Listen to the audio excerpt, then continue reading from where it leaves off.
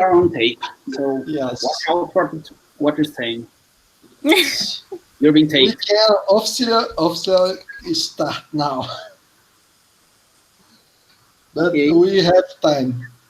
Yeah, let's just wait like 2 more minutes and then we start. Okay, no Yes. problem. And just so clean. How are we gonna do about the translation? I think it doesn't necessary. I think.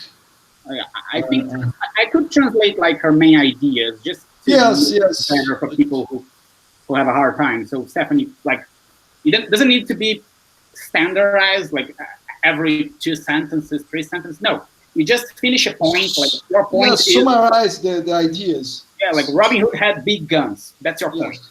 And then you speak lots and lots about it, and then you wrap it up, and then I just make a quick summary of it in Portuguese. Yes. I think Does that work for you?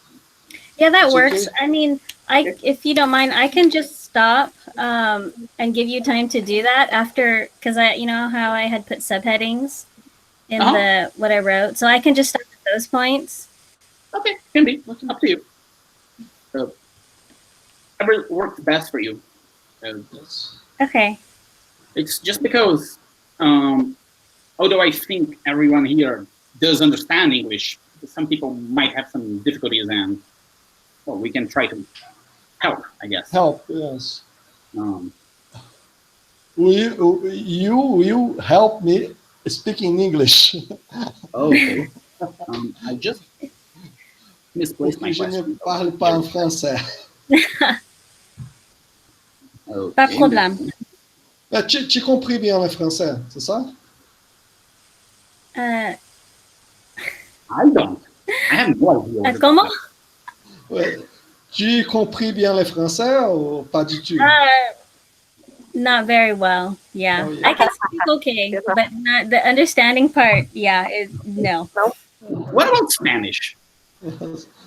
Yeah, my Spanish is actually not bad. So. You're speaking Spanish. At least I will be able to understand. Yes. Because French is a no-go for me. Spanish, Maria is here. It's Argentine. Se fosse para o espanhol, aí a gente entra num campo tranquilo, né? Tua língua natal. Então, o espanhol aí, porque meu espanhol é ridículo. Meu espanhol é português com a boca cheia de farofa. Mas ela fala espanhola? Fala? Sério? Não, a entrevista vai ser em inglês, mas para pergunta... melhor do que o francês, né? Para pergunta é melhor do que o francês, se faltar o inglês. O francês... Não, o francês é coisa do clima. Okay, so Acho que já podemos começar. Yeah, what I was going to say, can we start, Stephanie? Yes. Yeah, let's go ahead and we can start. So, I will then, I guess, officially start the interview with, just give me a second, my computer is, okay. My interview with Stephanie, and titled, Robin Hood and His Guns, Violence, Drug Dealers, and Nationalism in the Post-Colonial Philippines. And Stefanie Matabang? Matabang? How do I pronounce it? So the supposed correct pronunciation is Matabang, but Matabang. growing up, I've always said Matabang. It's very Portuguese then, Matabang. Matabang. Okay, so Stefanie Matabang, from which is the student in a PhD for comparative literature in the University of Los Angeles. That's right? Yes. Okay, so I will then start asking you some questions, and feel free to elaborate and deviate from them as much as you want. You don't need to be like stuck with the questions. So I guess the first question is, tell us a bit more about yourself. What is your background in research and academia up to this point? I mean, you're doing a PhD. Have you done an MA before that and this sort of thing? So for undergrad, I went to the University of California, Berkeley, which is the sister university to UCLA here.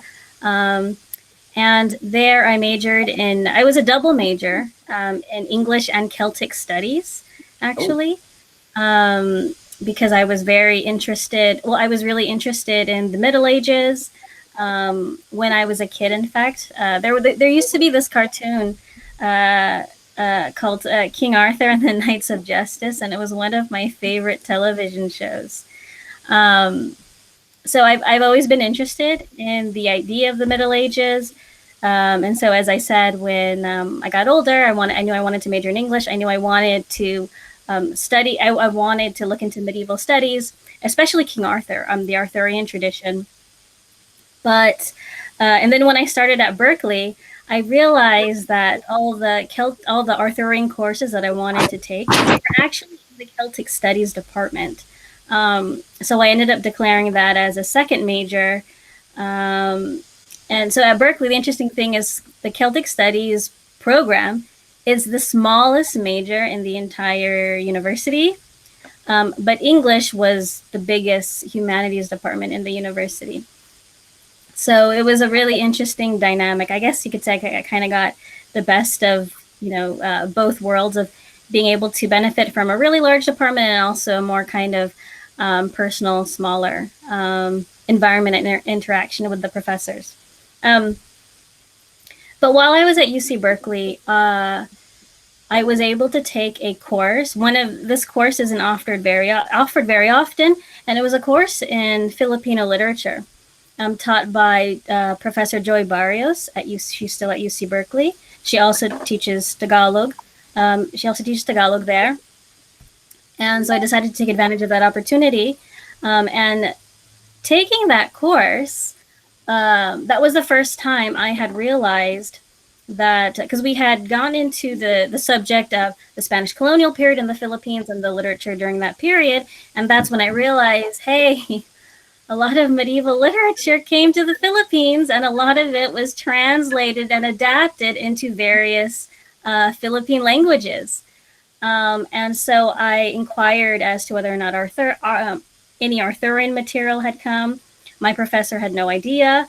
And so from there, that's when I began my research. And I came to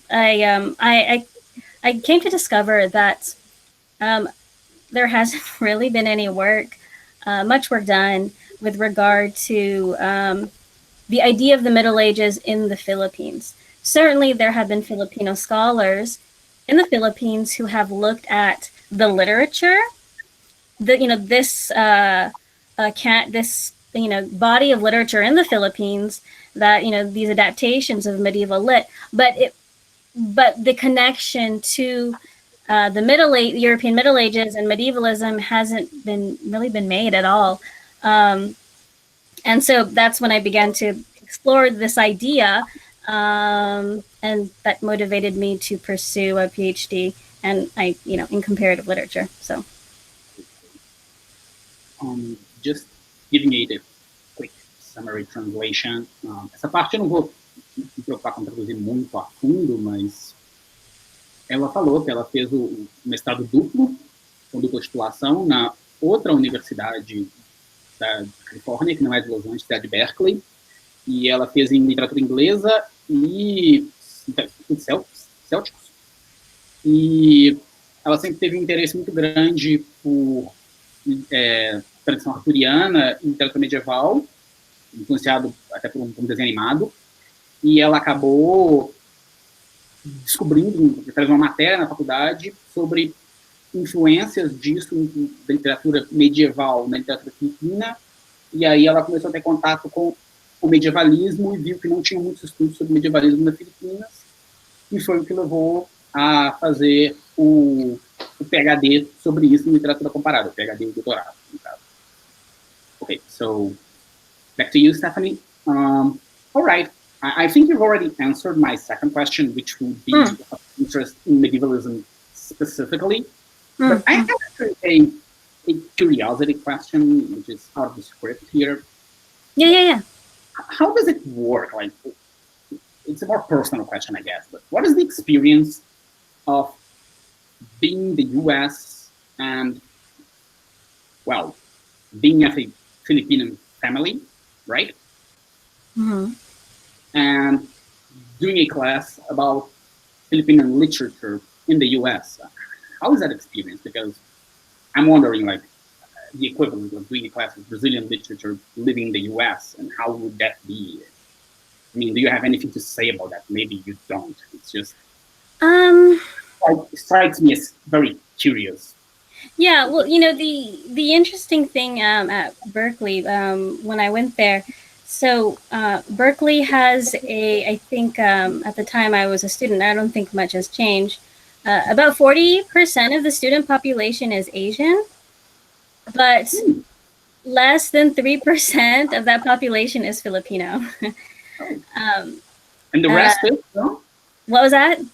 And the majority is, like, they're from where? A mix of China, Japan, Korea, yeah, or at least their backgrounds, Vietnam. So the interesting thing is, when it comes to Filipino subject type courses, the Filipino students always show up for those courses. Filipino culture is a very community-based culture. And so when I took the class, the enrollment was incredibly high, and of course the majority was Filipino students. I don't know that people had I don't know. I wasn't in other people's heads. I had a very keen interest in literature. I think most of the other students were in the sciences. The thing is, there are not a lot of Filipino students who pursue degrees in the humanities. It's an incredibly rare thing.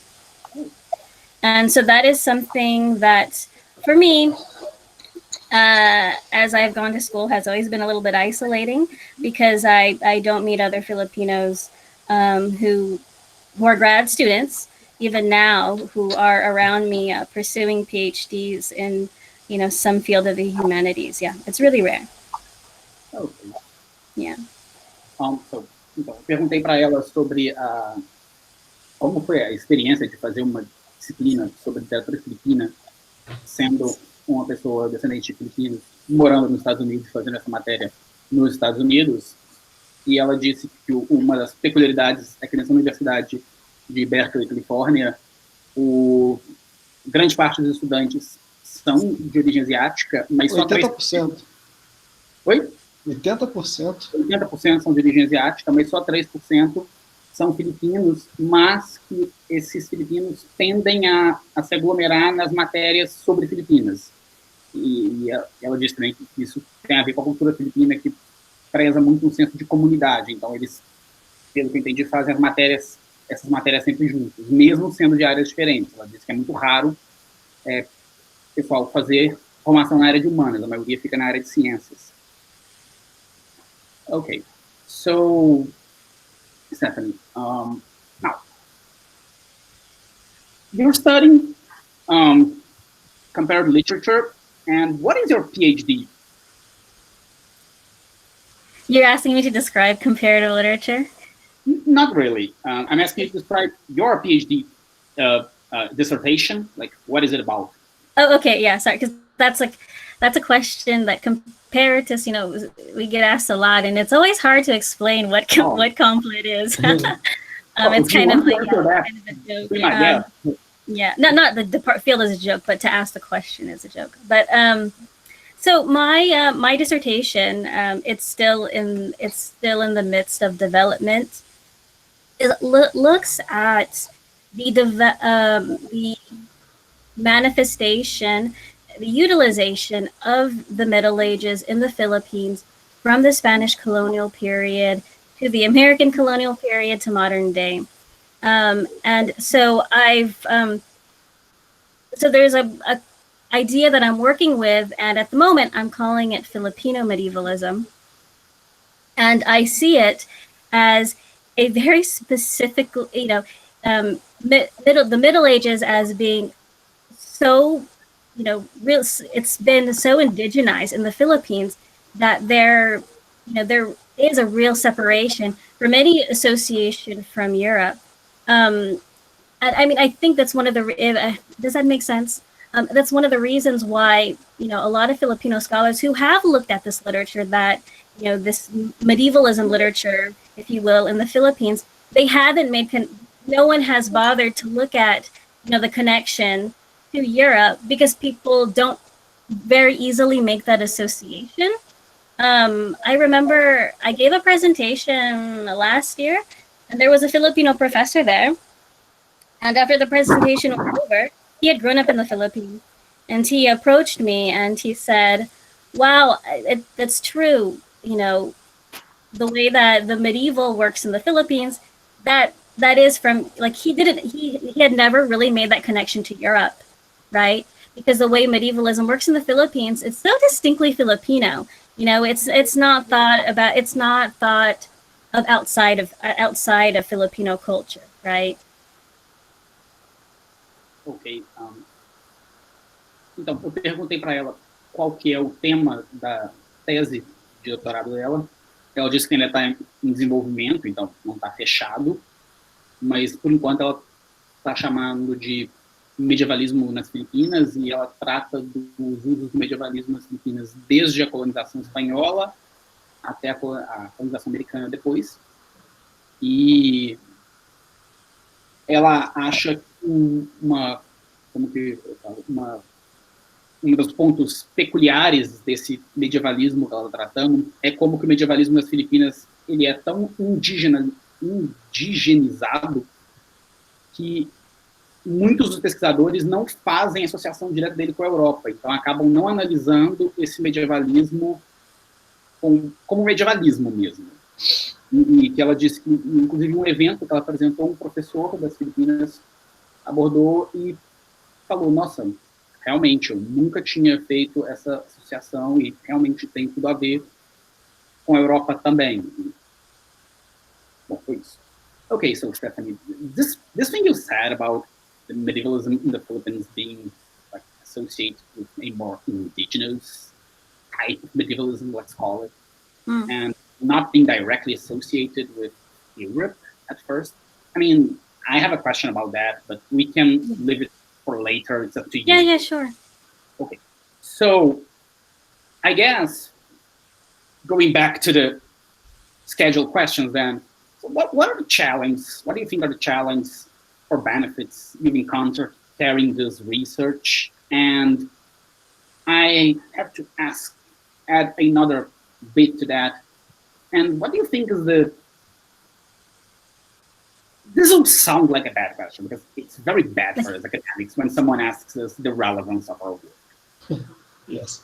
Yeah, it's very bad. But what I'm trying to ask you is, what do you think is the key point in studying medievalism in the Philippines right now? What do you think is important right now? Because I think, especially the title of our presentation today, has a lot to do with current day situation. So I imagine there is a sense of urgency in that. At least I have a sense of urgency when I'm talking about post-colonials. Well, in terms of challenges in carrying out this research, I will say that for me personally, there is always a fear that looking at how the Middle Ages has manifested in the Philippines could come across for others. I mean, not for me, I feel, but, I don't want it to be perceived or to be taken as this kind of a further exoticization of the Philippines, like, oh, the medieval in the Philippines. And, obviously, I've been very fortunate to encounter a lot of people who've expressed great interest in this type of, in this work. But, obviously I can't help but feel that, well, because it's Middle Ages in the Philippines, and, there's this, fear of, a kind of tokenism. It's exotic, it's foreign. I do have that hesitation and fear about it. And then, kind of on the other side is, one important thing is that, so I'm Filipino American. I grew up in the US. I'm third generation here. So my relationship to this material is not the same as for Filipinos who grew up in the Philippines, right? And my experience with other Filipino academics, especially in looking at this material, there's always kind of been this inherent suspicion, right? Like, why are you studying this? What's the purpose? A question that I had gotten recently, like, why is this why do you think that this is considered resistance literature? Like, why would you put it in that category? Because in the Philippines, there are very, very, very fixed ideas of what is considered resistance literature, right? Jose Rizal, if anyone's ever, Jose Rizal is labeled, he's considered, not just considered, he is the national hero of the Philippines. And the literature he wrote during the Spanish colonial period, which was very subversive. So his literature is resistance literature, right? And it was seen as a departure from, say, material that was derived directly from the Spanish, like the medieval romances. But the thing is, I would argue that even in his literature, he really benefits and borrows a great deal from those prior narratives, those tropes, those medieval tropes. I mean, it's built on so much of that. And I guess this starts to branch into, your other question about, what is the utility of all of this? So there's been a lot of talk nowadays with Duterte being the president of the Philippines. His platform is very nationalist, very populist. And so, the question of what, so this is also kind of like an insight, like this kind of inside joke in Filipino culture, like what does it mean to be Filipino, right? Because, when Spain first arrived in 1521, they were there for nearly 400 years. And a lot of our early materials, things were destroyed. There isn't a lot known about the period before the Spanish arrived, and then there was the American colonial period, up until today, arguably, right? So the question of what does it mean to be Filipino? Who are we, right? Especially now with Duterte, the rhetoric that he uses, really calls this issue into question. We should be proud of this certain kind of, this kind of Filipino identity that he puts forth. That is very kind of masculinist and, very machismo, very, very anti-America, right? And it was so different from what people had done before. So I think that, it's interesting to consider that, what we think of as Filipino identity, that, this idea of the Middle Ages, I would argue, it's built into what has been, what is considered Filipino identity. That doesn't sound the best. And I apologize because I'm not putting this in the best kind of way. And again, these ideas are still developing and I'm still writing the dissertation. But if we look at, say, what is considered the national epic of the Philippines, it is actually a medieval romance. So it's based on a medieval romance. And I think that, where, the idea of the Filipino is coming from, it's important to consider, right? Okay. So that's going to be a long one. Okay, sorry. Traduzindo, eu perguntei para ela, então, quais são as dificuldades e os desafios de se pesquisar esse tema no campo da literatura comparada, e também qual que é o senso de urgência mesmo, qual que é a relevância especial desse tema hoje no governo Duterte. E a resposta dela foi que um dos maiores desafios que ela enfrentou são alguns questionamentos de pessoas sobre o que é perdão. A identidade filipina, coisas dessa natureza.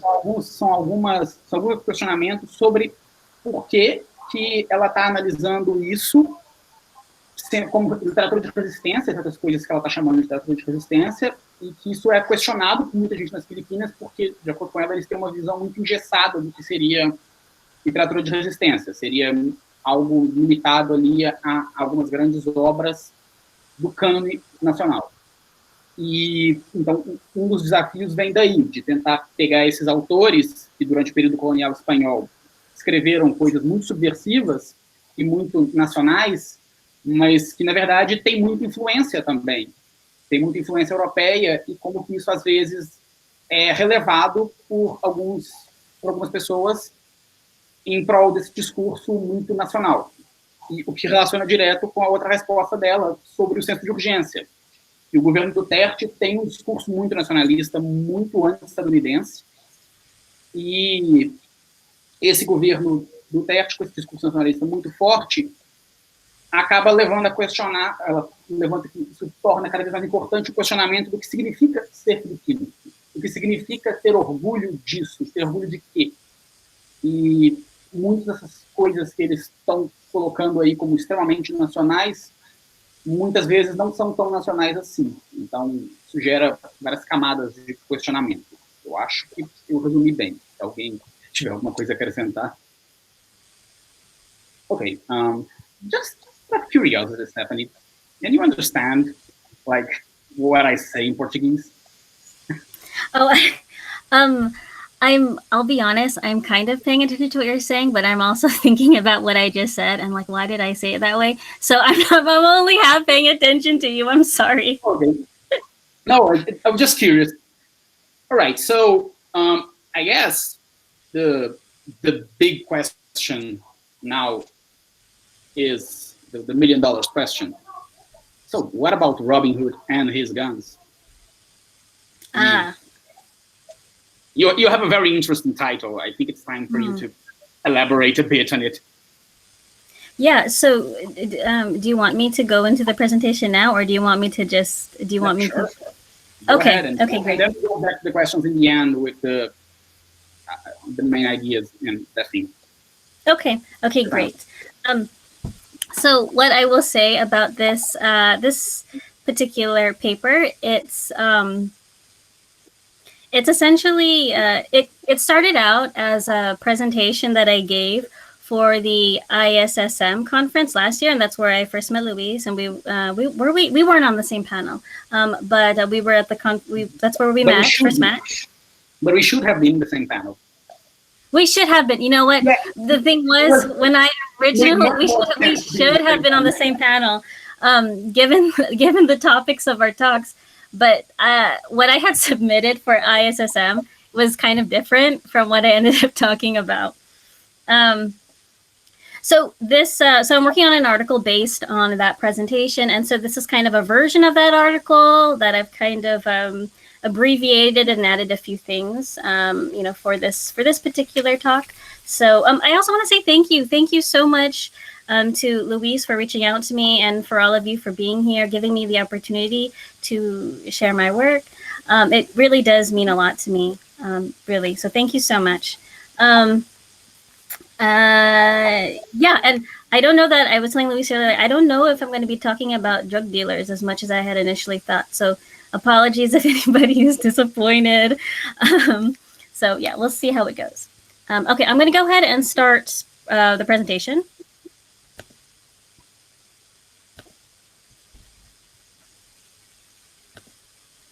Okay, give me a moment.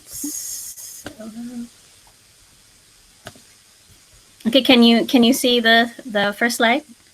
Not yet. Yes. Yes. Okay. Now Yes. Okay. It's okay. Okay. I'm going to go ahead and start. Okay, so On October 20, 2016, the Gulf News published an article titled, "Underestimate Duterte at Your Peril," which opened with the following: "Rodrigo Duterte has all the airs of the Sheriff of Nottingham, but more surprisingly, there may also be similarities between the controversial newly elected president and Robin Hood."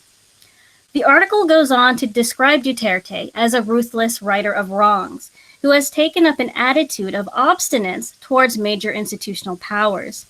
This piece from the Gulf News is one among dozens of media examples that allude to a parallel between the popular outlaw of folklore and the defiant former mayor of Davao City. To be sure, Duterte's ascendance to the presidency was bolstered by his fiery anti-corruption pro-poor discourse. Okay, so that is President Duterte. The unconventionality of Duterte's brazen rhetoric against the status quo set him apart from other more conservative Filipino politicians. While his fashioning as the champion of the masses paired with his avowed nationalism, Duterte won the 2016 Philippine presidential election by a landslide. This was all despite the controversy surrounding Mayor Duterte's handling of criminality in his hometown of Davao City in Mindanao, the southernmost major island in the Philippines.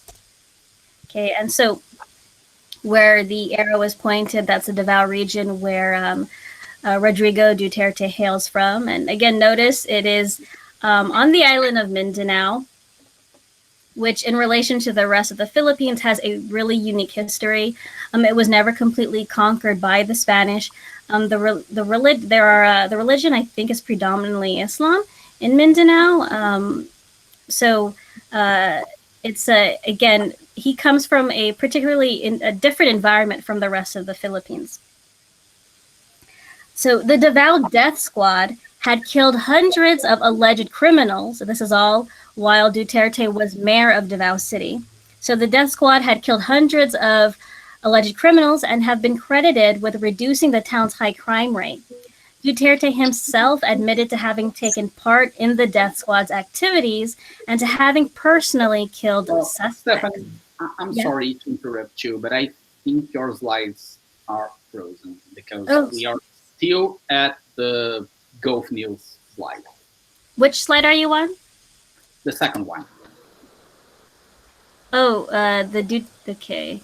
The underestimate Duterte. Oh no. Okay, let's see. I believe you have you maximized the slides to full screen? That usually breaks it. Okay. So you said don't maximize it? Yeah, don't use the presentation mode because for some reason it breaks. Okay. All right, so you see, okay, so you see the next slide with Duterte? You might have to share again, like cancel the sharing, start over. No problem.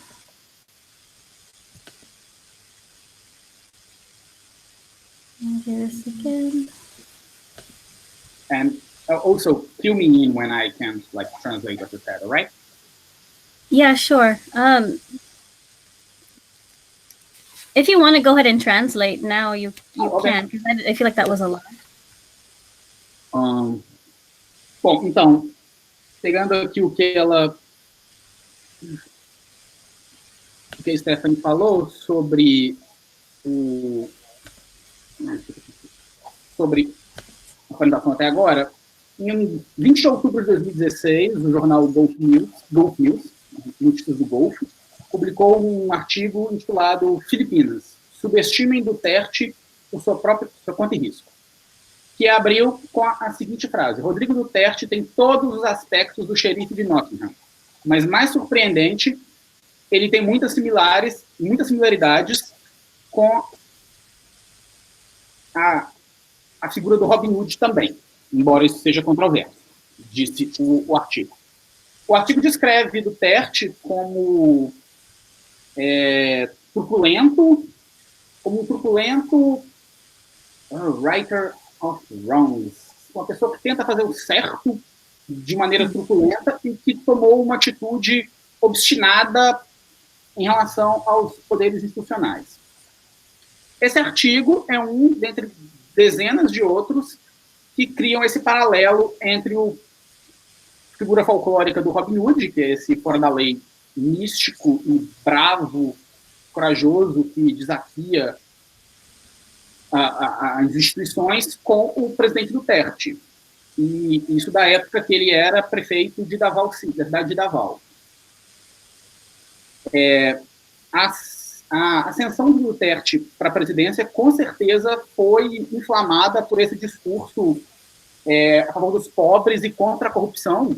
Qualquer similaridade com o Brasil não é mera coincidência, diga-se de passagem. E o comentário foi meu. E essas comparações com o Robin Hood contribuíram para essa eleição também. Essa retórica do Duterte contra o status quo é o que destacou ele dos outros candidatos conservadores filipinos, e com isso ele ganhou a eleição de 2016 por uma vitória esmagadora. Apesar de todas as controvérsias cercando ele na época que ele foi prefeito, e a sua relação com a criminalidade na cidade de Davao. Os esquadrões da morte de Davao mataram centenas de supostos criminosos e foram creditados com tendo reduzido os crimes da cidade. E o próprio Duterte já admitiu ter participado do esquadrão da morte e ele mesmo executado alguns suspeitos. Okay. Can you see the screen? Thank you, Luis. Can you see the screen now? Yeah, we can see Duterte. Oh, you only can see Duterte. Can you see the map? No map. Oh, this is bad.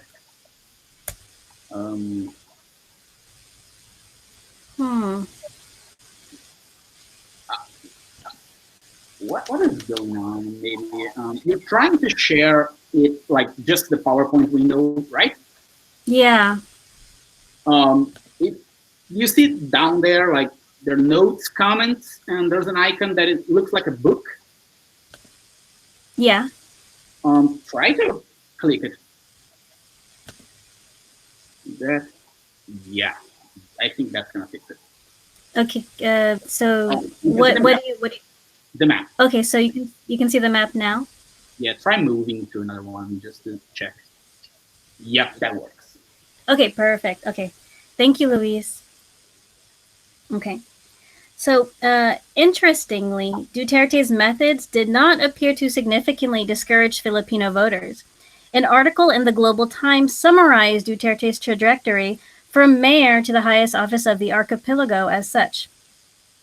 Although a former lawyer, he set aside the rule of law, but adopted harsh executive measures to deal with the rampant crime in Davao City. As a high-born member of a political family, he behaved like Robin Hood and won overwhelming support from the grassroots. This assessment encapsulates the seeming contradictions in Duterte's long career in public office. His campaign vehemently criticized the lawlessness of those in positions of power, and yet for many, Duterte negated many laws himself during his tenure as mayor. He lambasted the corruption of political families while operating as the head of his own political dynasty. So his daughter, Sara Duterte, she was actually elected mayor of Davao City after her father became the president. Duterte's son had also served as vice mayor of Davao City, and his father had been the governor of the Davao province. So, moreover, despite his privileged background and controversial methods against alleged criminals and drug dealers, most of whom come from poverty, he has been able to court the poor as a hero and protector of their interests in the face of an oppressive government.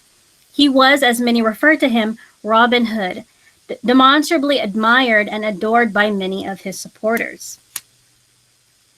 The framing of Rodrigo Duterte as a Robin Hood in the media and in popular Filipino culture may seem jarring to a Western audience, especially given the extreme violence and iron rule with which Duterte and his administration are associated.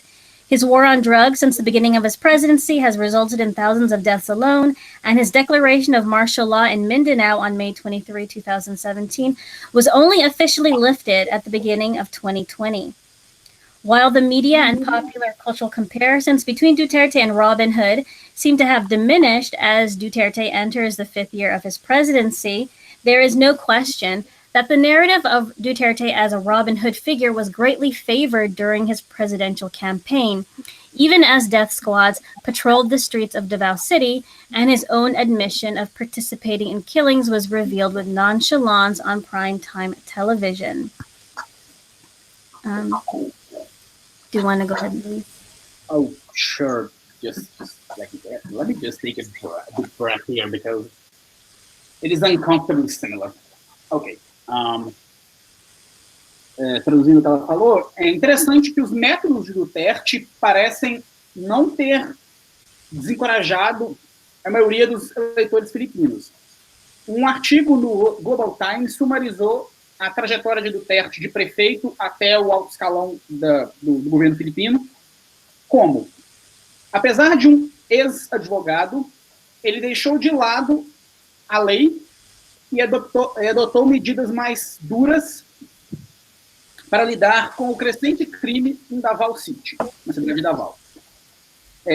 Como nascido num berço de ouro, numa família da elite, uma família política, ele se comportou como um verdadeiro Robin Hood e ganhou esmagador suporte das bases. Esse trecho captura bem a aparente contradição da longa carreira de Duterte como um representante público. Ele negou muitas leis ele mesmo ele violou muitas leis ele mesmo durante seu mandato como prefeito. Ele enfrentou a corrupção de famílias políticas enquanto operando a sua própria dinastia política. Sua filha, Sara Duterte, foi eleita prefeita da cidade de Davao logo após ele assumir a presidência. Novamente, comentário meu, qualquer semelhança com o Brasil não é mera coincidência. Além desse passado privilegiado e controverso de métodos contra os supostos criminosos e traficantes, a maioria dos quais vem de regiões pobres, ele foi capaz de apelar para um discurso popular e das massas mais pobres como um herói protetor dos seus interesses frente a um governo opressor. Ele, assim, é referido por algumas pessoas como Robin Hood, demonstrando a admiração e adoração por muitos apoiadores dele.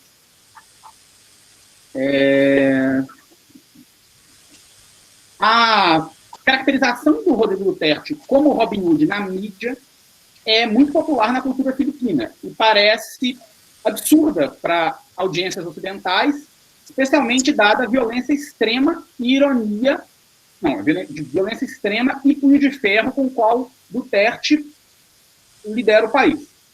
A sua guerra às drogas, desde o início da sua presidência, resultou em milhares de mortes e a declaração de lei marcial em indiano em 2017,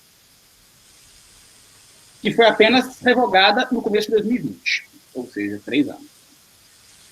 Enquanto isso, a mídia e a cultura popular local fazem comparações com Robin Hood, parecem ter diminuído recentemente, no 5º ano de Duterte na presidência. Não há dúvidas de que essa narrativa favoreceu muito a campanha presidencial dele, ao mesmo passo em que os esquadrões da morte patrulham a cidade de Davao e que ele mesmo admitiu em cadeia nacional, de maneira jocosa quase, ter matado suspeitos de crimes junto com os esquadrões da morte. Ou seja, isso não foi capaz de manchar a figura dele. Ok, Stefanie, back to you. Okay. Thank you, Luis. You're giving this presentation along with me. Thank you so much. Yeah, this is it's a very weird dynamic, but I think it's working. Yeah. All right, well, we'll keep going. Okay, so before discussing the ramifications of Robin Hood in the Philippine political context, it is important to recognize that depictions of the figure of Robin Hood have never been completely static. Variations of the folk hero range from outcast nobleman to clever criminal. Stephen Knight assesses the Robin Hood tradition as such. The Robin Hood tradition may not be so much a set of transformations of an authentic single person, but rather it might be a force field of variations, of figures and fables, which realize in many different and locally functional ways the concept central to the whole myth, which appears to be a resistance to authority. The question of authenticity needs to be addressed, particularly as this paper deals with a non-traditional and non-Western geographic region of medievalism studies, a region which has faced criticism of its use of the European medieval in the past. The issue of the bastardization of the medieval in the Philippines stretches back to the Spanish colonial period, which was from 1521 to 1898, where Spanish clergy and scholars harshly criticized Philippine adaptations of European medieval literature as lesser imitations of their Western counterparts. The effect of these colonial and racist attitudes arguably still resonates today, given the relatively little attention that the rich corpus of medievalism literature in the Philippines has received in Western culture. This paper seeks to understand the expression of Robin Hood in the Philippines as another variation of the popular figure. The use of Robin Hood in the populist and nationalist discourse of Duterte and the former president, Joseph Estrada, during their political careers emphasizes an aspect of militant masculinity in the famous outlaw. The violence and machismo associated with these political leaders operates as a Filipino nationalistic flex, wherein medievalism, in this case Robin Hood, is a vehicle to communicate Filipino nationalism on a global stage.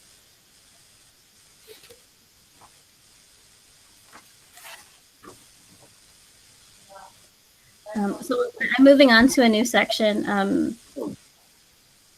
If you want to go ahead and translate that. Antes de discutir as ramificações do Robin Hood no contexto político das Filipinas, é importante reconhecer que as representações da figura de Robin Hood nunca foram completamente estáticas. Variações do herói popular vão desde o nobre fora da lei até o criminoso inteligente. Stephen Knight aponta que a tradição de Robin Hood como tal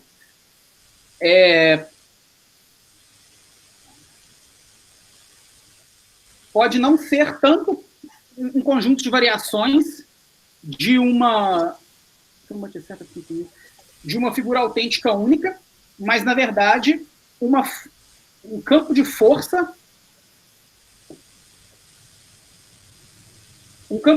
de conceitos centrados em torno de um mito, de todo um mito, que aparenta ser a resistência à autoridade. A questão da autenticidade e a sua falta de utilidade para esse papel, para o argumento dessa apresentação, precisa ser agora respondida aqui. Particularmente uma vez que essa apresentação lida com perspectivas, com regiões geográficas não tradicionais e não ocidentais do medievalismo, dos estudos do medievalismo. Uma região que enfrentou críticas pelo seu uso do passado medieval. Assim, a questão da bastardização do medieval nas Filipinas remete ao período colonial espanhol, de 1521 a 1898, onde os clérigos e estudiosos espanhóis amplamente criticavam as adaptações filipinas da literatura medieval como imitações menores das suas versões ocidentais. O efeito destas atitudes racistas e coloniais provavelmente ainda ressoa hoje, dada a relativa falta de atenção dada ao rico corpus documental de medievalismo na literatura das Filipinas em relação à cultura ocidental. Esse trabalho busca, então, entender as expressões do Robin Hood nas Filipinas como uma outra variação da figura, o uso do Robin Hood no discurso populista nacionalista de Duterte e do antigo presidente José Estrada, durante suas carreiras políticas, enfatizando o aspecto de masculinidade militante do famoso fora da lei. A violência e o machismo associado com esses líderes políticos operam como uma dobradinha nacionalista filipina, onde o medievalismo, nesse caso o Robin Hood, é um veículo para comunicar o nacionalismo filipino para um público global. All right, I think that was it. Okay, no, thank you, Luis. Thank you so much. What did you use for the word flex? Sorry, I'm just curious. Oh, I used a Portuguese slang, which is Okay. dobradinha. It's basically a double that goes together. Okay, okay. Very informal, but it was the best one I could come up with. No, I think, no, that's great. Thank you so much, Luis. Okay. Okay, so moving on. Well before Duterte declared his candidacy, another presidential candidate successfully ran a Robin Hood campaign in 1998 and was elected the 13th president of the Philippines. Joseph Ejercito Estrada had served as vice president from 1992 to 1998 under the Ramos administration. Following that tenure, Estrada became the presidential candidate of the struggle of the Nationalist Filipino Masses Party, LAMP, Laban ng Makabayang Masang Pilipino. His campaign slogan was "Erap para sa mahirap," which means "Erap for the poor." The slogan cleverly played on the connection that many Filipinos had already cultivated with the former actor, who they referred to as Erap since his days as a renowned film star. Erap being an amalgam of pare, which in Filipino kind of means like buddy. A story purportedly from Estrada's childhood began circulating in the media, which was that a young Estrada would steal food from his family's dinner table and give it to the poor children in his neighborhood, much to his parents' chagrin. His mother would also claim that as a young college student, he would take food away from her pantry and give it to needy friends. These stories, whether factual or not, communicated the idea of Estrada's long-enduring compassion for the underprivileged. This popular narrative mutually reinforced what Filipinos already felt they knew about Estrada through many of his well-known films. Estrada was an action star whose most prominent roles are routinely referred to as Robin Hood types by the Filipino media. Estrada's breakout role was in Asyong Solonga, a biopic about notorious Manila mob boss Nicasio Asyong Rodriguez Solonga. And as with many of Estrada's movie depictions, he played a character with a shady history, but who was sympathetic to the oppressed. In the film, he is seen sharing his loot with the poor residents of Tondo, earning him the nickname the Robin Hood of Tondo, which was the real-life nickname, actually, of the historical Solonga. The association would stick with Estrada and help propel his political career. Estrada played on the popular identification between himself and the Robin Hood archetype, embodying the character during his 1998 presidential run. In fact, political analyst and activist Joel Rocamora points out that the problem with Estrada is that he did not differentiate acting in films from acting as president, which would hamper any substantial reform during his presidency. During his campaign, Estrada visited local slums and ate meals with its residents. He promised that his presidential win would deliver homes, jobs, and food. He even showed his old movies and a short documentary of his life while visiting these communities.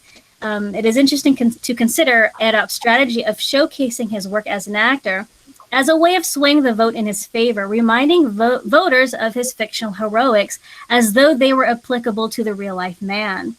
This blurring of fiction and reality helped create a space in which the idea of the legendary Robin Hood could come to significantly influence a political election.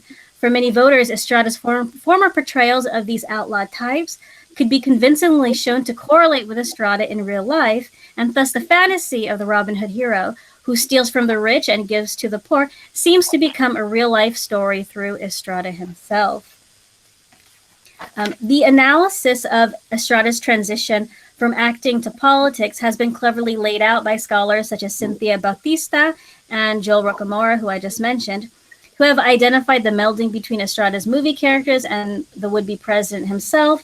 To this, I would add the specter of colonial influence upon the election. While voters may have been won over by the heroics of Estrada the actor, the popularity and symbolism of Robin Hood cannot be overlooked.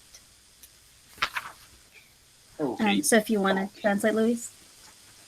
Bem antes de Duterte declarar sua candidatura, outro candidato à presidência conseguiu, com sucesso, fazer uma campanha de Robin Hood em 1998 e foi eleito como o 13º presidente das Filipinas. José Egerico Estrada serviu como vice-presidente em 1992 e 1998 na administração de Ramos. Após esse mandato, ele se tornou candidato à presidência do Partido Filipino Nacionalista das Lutas de Massa. Seu slogan de campanha era para os pobres. O slogan que, de maneira muito esperta, faz uma brincadeira com a conexão que muitos filipinos já cultivavam com o estrada que era ator, e que eles chamavam de ERAP, desde seus... Não, que eles chamavam de ERAP. ERAP significa uma amálgama de pare, que significa amigo, meio informal, buddy.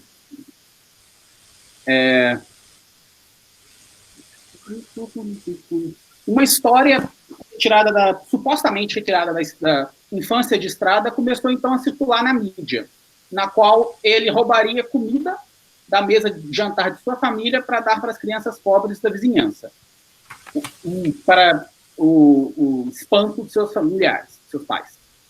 A sua mãe também afirmou que, quando ele era um jovem aluno, ainda no ensino básico, ele levava comida para seus amigos que passavam necessidades.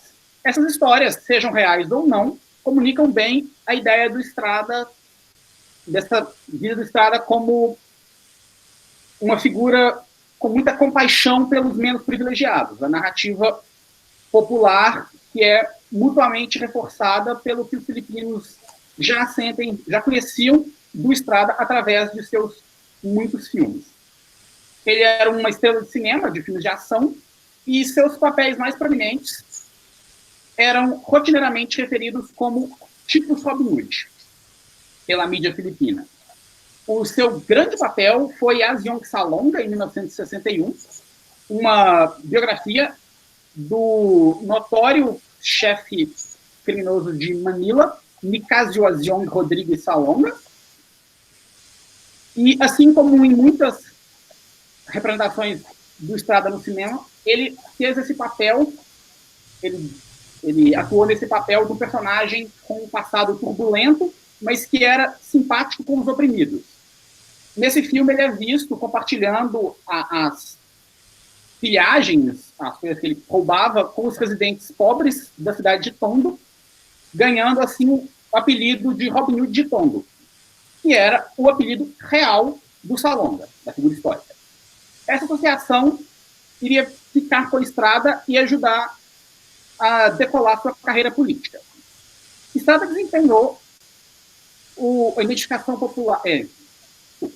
Estrada utilizou dessa identificação popular entre ele e o arquétipo de Robin Hood, personificando o personagem durante a corrida presidencial de 98.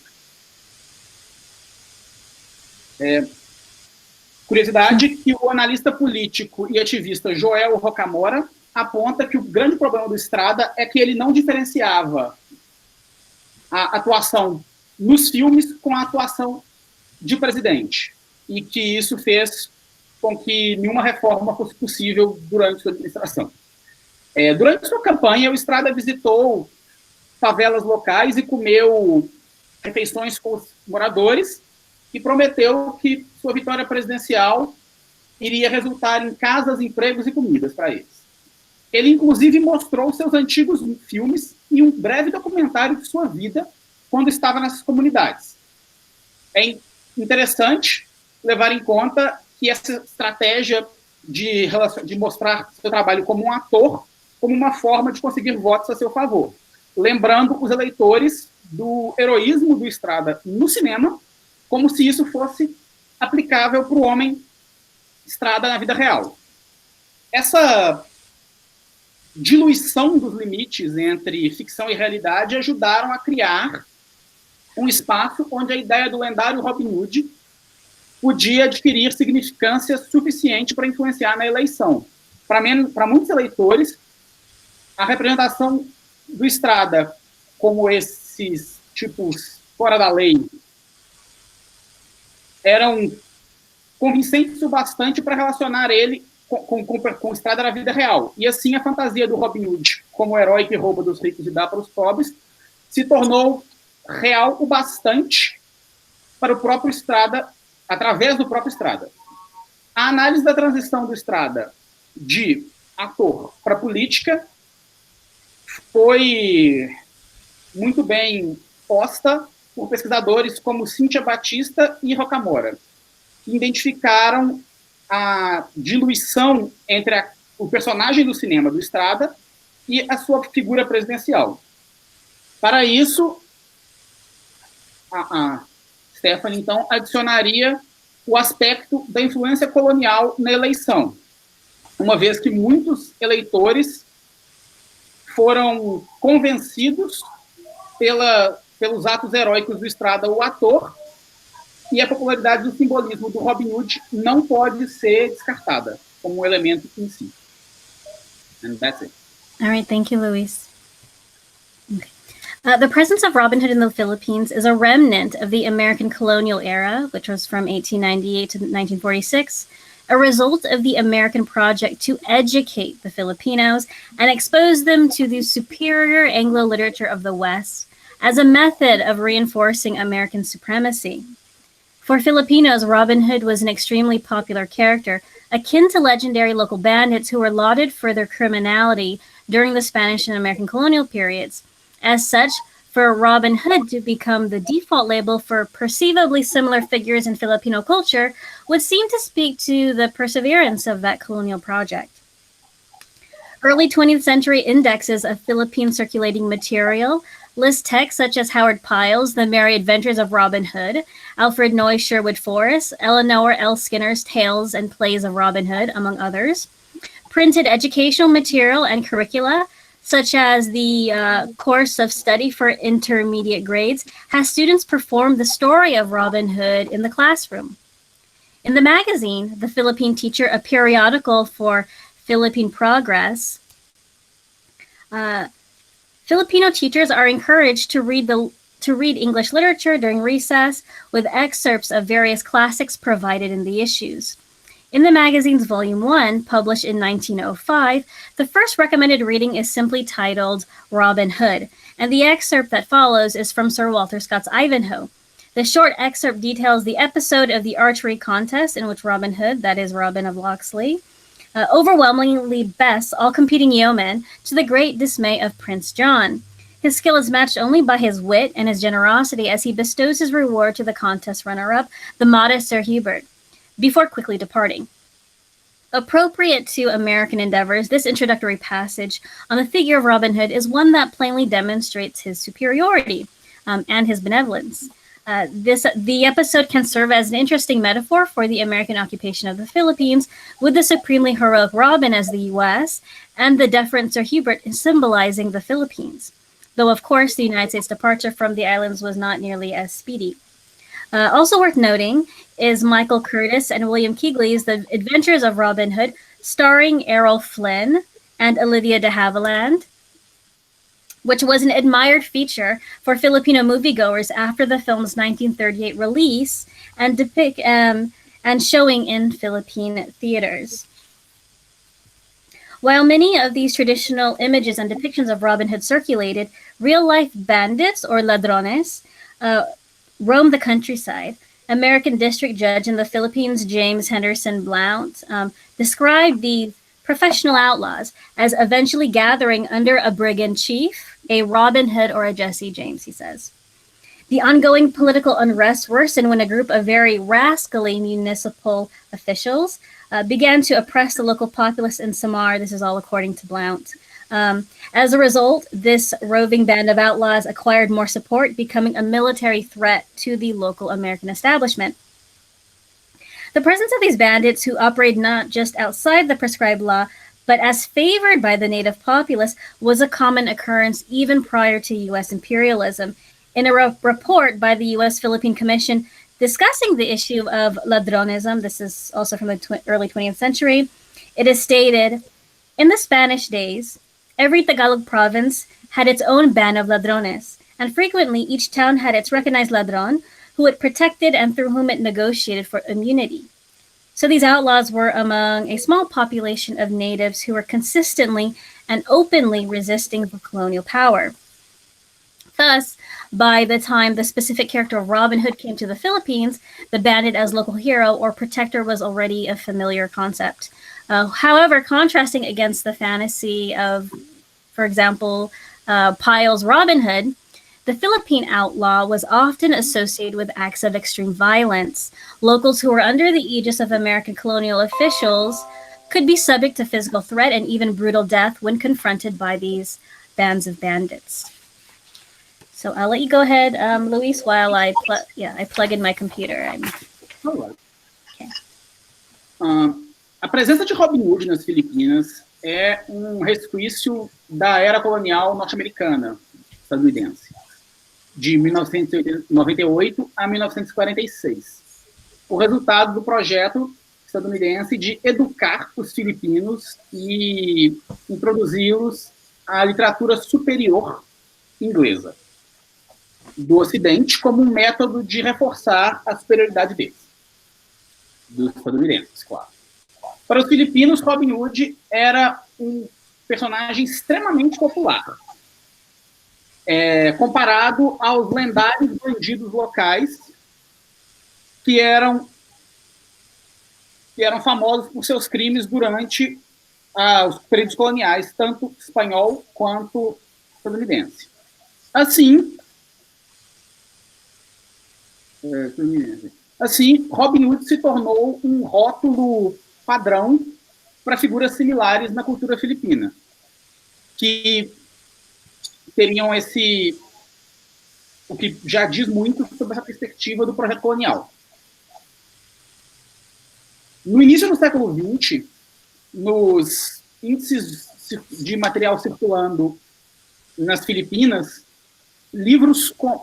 trabalhos como The Merry Adventures, As Aventuras de Robin Hood, de Howard Pyle, Floresta de Sherwood, de Alfred Noyes, e Histórias e Peças de Robin Hood, de Eleanor Skinner, entre outros, estão presentes. Eu traduzi esses livros vendo os títulos em inglês, então pode ser que a versão em português sejam outras. Eles eram impressos, material educacional impresso e o currículo com o plano geral para anos intermediários pediam que os estudantes fizessem a história do progresso nas Filipinas. Pediam que os estudantes fizessem a história de Robin Hood em sala de aula, uma espécie de apresentação. E a revista O Professor Filipino, um periódico do progresso filipino, os professores são encorajados a ler literatura inglesa durante suas férias, com trechos de várias obras clássicas fornecidos nos exemplares da revista. No exemplo que ela mostra aí, no primeiro volume da revista, de 1905, a primeira recomendação é intitulada Robin Hood, e tem um trecho que é retirado do Ivanhoé, de Walter Scott. Inclusive, confuso isso, né? Mas, voltando. Esse trecho curto detalha o episódio de uma competição de arco e flecha, na qual Robin Hood, que é Robin de Locksley, vence de maneira esmagadora todos os arqueiros competidores, para o grande desespero do príncipe João. Sua habilidade só é igualada por sua inteligência e sua generosidade, uma vez que ele dá a recompensa para o perdedor do contexto, da competição, que é o modesto Sir Hubert, antes de ir embora. Ou seja, o Robin Hood doa o prêmio para o perdedor num ato de generosidade. Apropriado para os assuntos estadunidenses, essa passagem introdutória da figura de Robin Hood é uma das muitas demonstrações de sua superioridade e benevolência. O episódio pode servir como uma metáfora interessante para os Estados Unidos ocupando as Filipinas, com como o herói supremo Robin Hood sendo os Estados Unidos e o derrotado Sir Hubert sendo as Filipinas, o que recebe a doação. Apesar, é claro, que os Estados Unidos demoraram para Apesar, é claro, que a saída dos Estados Unidos do arquipélago não foi nem rápida, nem apressada. Também é importante notar que Michael Curtis e William Kylix, The Adventures of Robin Hood, o filme As Aventuras de Robin Hood, com Errol Flynn e Olivia de Havilland, que era muito admirado nas Filipinas, e era um filme recorrente nos cinemas, depois de seu lançamento em 1938. Depois de 1938. Okay. Desculpa, gente, essa parte foi um pouco difícil. Apesar de muitas dessas imagens tradicionais e representações de Robin Hood circularem em torno de bandidos reais ou ladrones, que circulavam pelo interior das Filipinas, o juiz de distrito estadunidense nas Filipinas, James Henderson Blount, descreve esses bandidos profissionais como eventualmente se agrupando sob um chefe dos bandidos, um Robin Hood ou um Jesse James local. A política de instabilidade do período piorou quando um grupo de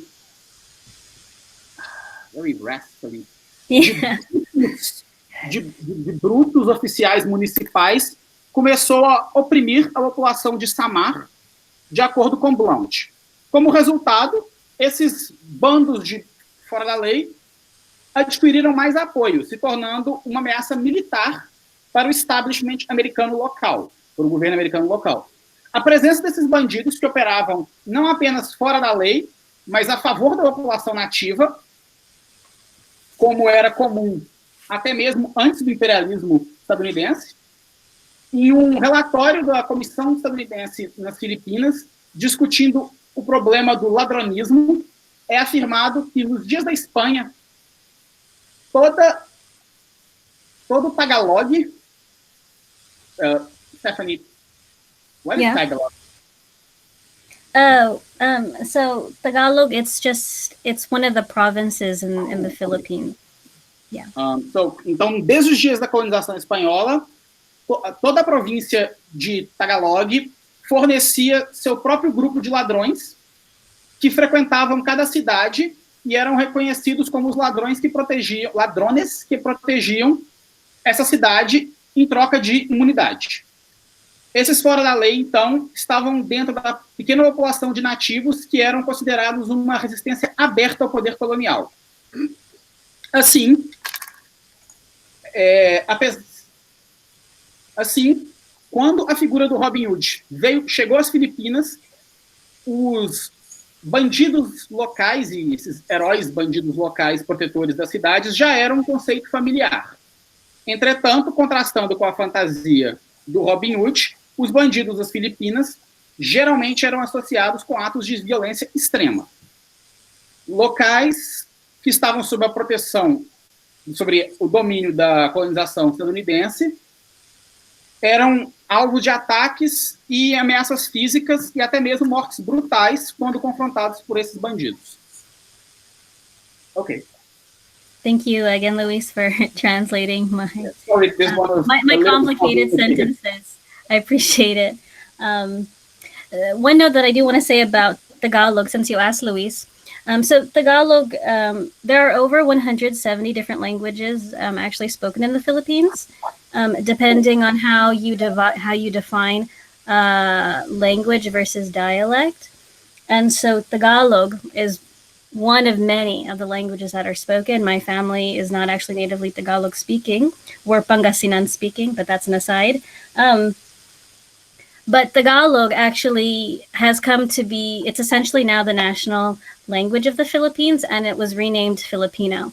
But Filipino is based almost entirely on the Tagalog language. So in referring to the Tagalog province here is really significant because the Tagalog province, that's where a lot of, was a major hotbed of resistance just in general during the Spanish colonial period. So, okay, thank you again. All right, so moving on to the next section.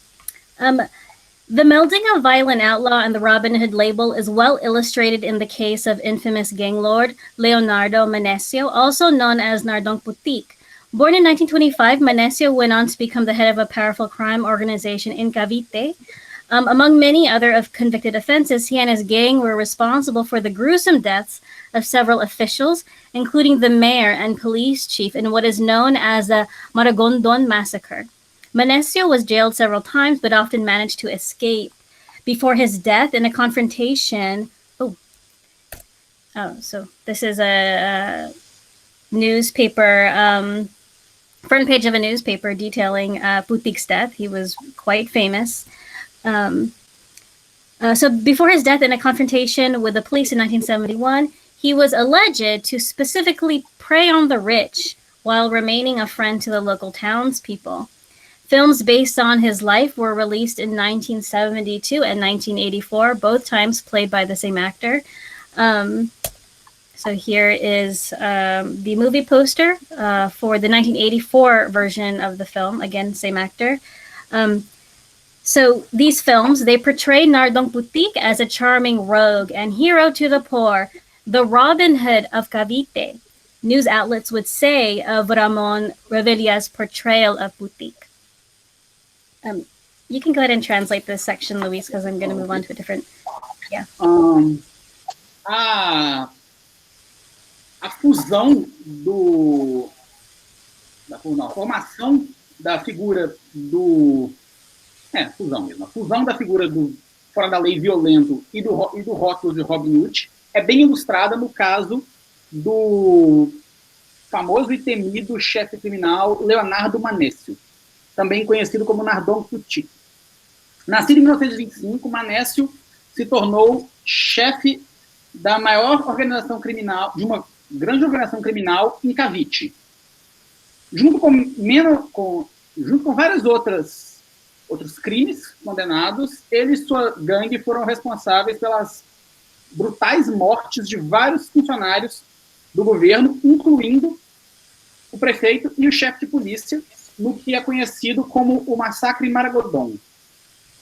Manesio foi preso várias vezes, mas quase sempre conseguiu escapar.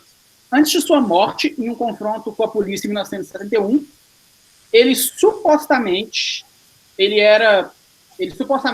alegavam que ele apenas mirava nos ricos, ele apenas roubava dos ricos, enquanto se mantendo amigo da população local. Filmes baseados em sua vida foram lançados em 1972 e 1984. Eles representam Nardong Putik como um fora-da-lei charmoso e um herói dos pobres, o Robin Hood de Cavite. Jornais locais chamariam de Robin Hood de Cavite a atuação de Ramon Revilla no papel de Putik. Thank you, Luis. So now turning back to Joseph Estrada. His long film career saw him take on similar Robin Hood roles, as I had mentioned earlier. For instance, in the film Ang Agila at Ang Araw in the Philippines, that would be pronounced Agila. The Eagle and the Sun, which was released in 1973. Estrada plays dissident Aguila, a fugitive of the law who attempts to take down a corrupted government while on the run. Estrada's characters were additionally known for their unwavering desire to punish their enemies. A common image of Estrada during his decades-long film career is one of the actor wielding a gun. This depiction of the hero figure is epitomized in his films, such as Sa Baril Mag-uusap, Talk to the Gun, that was 1961, Baril sa Baril, Gun to Gun, Asyong Salonga, which I had discussed earlier, Baralin sa Pugad Lawin, Shooting at the Hawk's Nest, Big Boss, and Kill the Pushers, which was released in 1972. And so pushers, I don't know if, so in the Philippines, pushers is a really popular slang term for drug dealers. Therefore, with Estrada and later Duterte, the fashioning of the figure of Robin Hood as a hardened and brutal punisher is not at all unusual in the Philippine context. Being that both presidents are having benefited from the Robin Hood Association in their campaigns to election, the figure of Robin Hood does seem to wield influence on a national scale. But it is important to point out that, again, the Robin Hood is not the Errol Flynn version, nor the Lord of Locksley of Sir Walter Scott's Ivanhoe. It is an idea of Robin Hood that is explicitly Filipino, given the history of the figure's evolution in the archipelago. In August of 2017, a little over a year into Duterte's presidency, Filipino gaming company Dakila Games released the gaming app alias Robin Hoodlum Hunter. So this is on the website, the Dakila Games website. This is kind of the cover of the gaming app. Okay, so the app, which can now be downloaded on APK Combo, it seems to no longer be on Google Play. It was before, you can download it on Google Play and Android. So it can be downloaded on APK Combo, features Duterte, who is, secretly, he's Robin Hoodlum Hunter, wearing a hood over his head and sporting guns. The object of the game is to kill as many hoodlums as possible. A player may purchase various types of other weapons through the app and thus potentially accumulate more points. The game's description on the APK Combo website reads, this app is dedicated to the true Filipino patriots, President Rodrigo Roa Duterte, the Philippine National Police and Armed Forces of the Philippines. Every Filipino is forever grateful and blessed to have these men who are willing to sacrifice their lives to defend our freedom for our country. Mabuhay po kayo, mga dakilang Pilipino. Long live the great Filipino people. The description also instructs players to help President Rodrigo Duterte hunt down and wipe out all enemy hoodlums of the state, domestic and foreign. And there's an emphatic period at the end. Okay, so I do want to show a clip of the game very briefly. I know I'm almost done here, so. Okay, go ahead. Mm-hmm. Okay. The whole game thing is terrifying. I think I've showed in IFSN as well. We had a similar one here in Brazil about Bolsonaro. Although in his version of the game, you didn't kill criminals, you killed gay people and feminists. God. So there is that. Wow. It was removed from Steam, though, thankfully. Yeah, that's crazy. Let's see. Can you see the YouTube page? It's loading. Okay, I can. Okay, perfect. I'm gonna just play a few seconds of this so you can see what the game is like. Sure.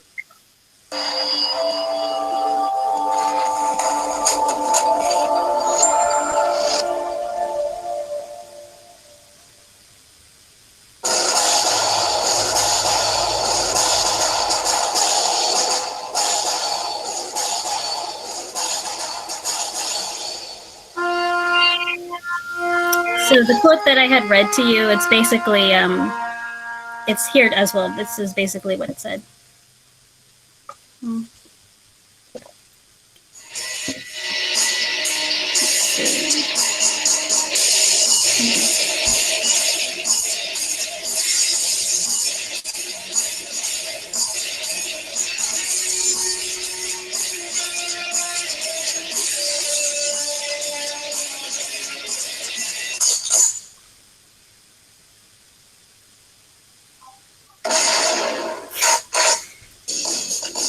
Okay, so there's Duterte.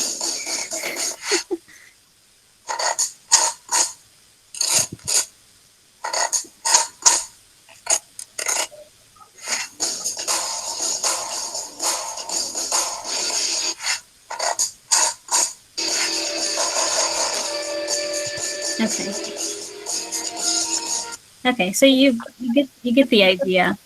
Let's see.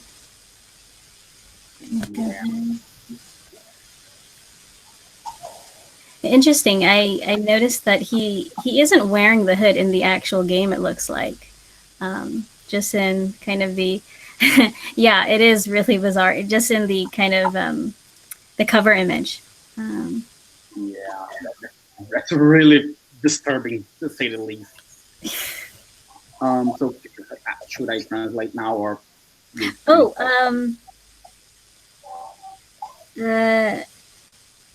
no, let me, is it okay? Let me go one more paragraph and then we can, Right. Go ahead. let me just go back to the PowerPoint.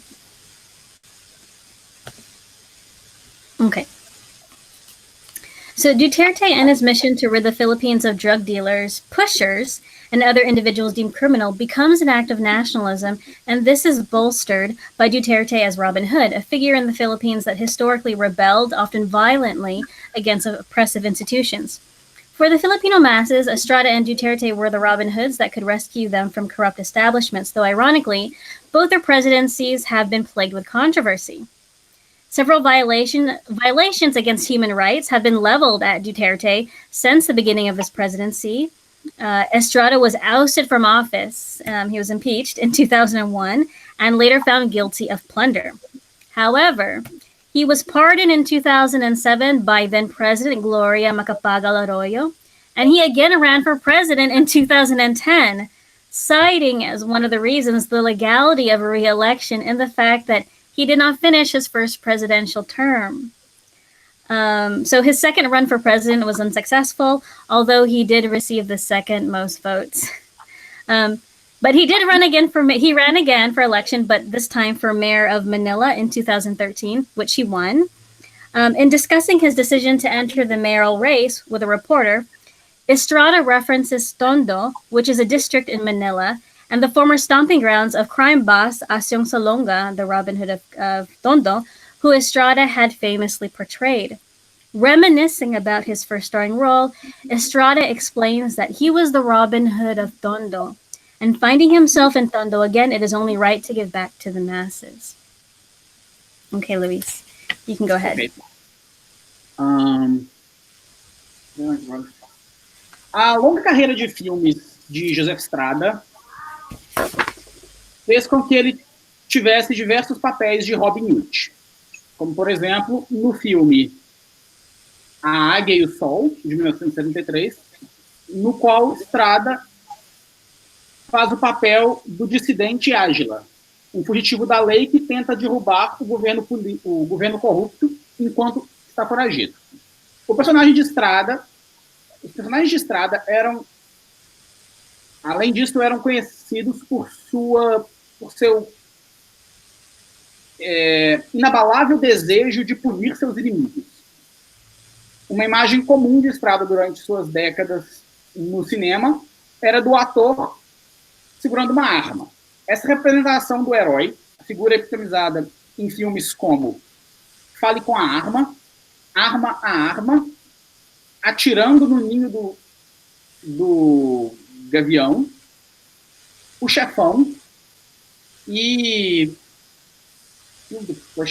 Mate os Agressores, de 1961, 1961, 1963, 1965 e, por fim, 1972, respectivamente. Assim, com Estrada e depois Duterte, a confecção da figura de Robin Hood como um justiceiro brutal e endurecido não é nada atípica no contexto das Filipinas. Tendo os dois presidentes discutivelmente se beneficiado da associação como Robin Hood em suas campanhas para a eleição. A figura do Robin Hood parece conter uma influência em escala nacional. Mas é importante apontar que, novamente, esse Robin Hood não é o Robin Hood da versão de Errol Flynn, ou do Lord Loxley, ou o Lord Loxley de Sir Walter Scott, em Vanhoé. É uma ideia de Robin Hood que é explicitamente filipina, dada a história da figura, a evolução da história da figura no arquipélago. Em agosto de 2017, um pouco depois de um ano na presidência do Duterte, a companhia de jogos filipina Daquila Games lançou o aplicativo jogo alias Robin Hoodlum Hunter, que vocês viram no slide. Nesse aplicativo, que pode ser baixado no APK Combo, apresenta Duterte como um alter ego secreto de Robin Hood Hoodlum Hunter, vestindo um capuz, Robin Hood, em sua cabeça e empunhando armas. O objetivo no jogo é matar o máximo de bandidos possível. Uma nota aqui que a Stefanie usa o termo hoodlums para falar de bandidos aqui. E hoodlums tem uma conotação de bandido que, para a gente aqui no Brasil, seria, grosso modo, em uma linguagem muito ofensiva, o que se chama de favelado para a gente. É o bandido de uma condição social mais baixa. No aplicativo, o jogador pode comprar vários tipos de outras armas e acumular mais pontos. A descrição do jogo na loja lista como: esse aplicativo é dedicado para os verdadeiros patriotas filipinos, presidente Rodrigo Roa Duterte e a Força Policial Armada Nacional Filipina. Todo filipino é para sempre grato e abençoado de ter esses homens que estão dispostos a sacrificar suas vidas para defender nossa liberdade pelo nosso país. Vida longa ao grande povo das Filipinas. A descrição também instrui que os jogadores ajudem o presidente Rodrigo Duterte a caçar e erradicar todos os inimigos bandidos, de novo o mesmo termo, do Estado, sejam eles internos ou externos. Duterte e sua missão para se livrar a Filipina dos traficantes de droga. Pusher, de novo. Stefanie, Pusher, help me here. So pusher, so as I mentioned earlier, it's just, it's a very, it's like a slang term for drug dealer. Okay, so drug dealer again, Pusher. Yeah. Traficante de droga de novo. Então, a missão de Duterte de livrar as Filipinas de traficantes de droga e outros indivíduos considerados criminosos se tornou um ato de nacionalismo, e isso alavancou a figura de Duterte como Robin Hood,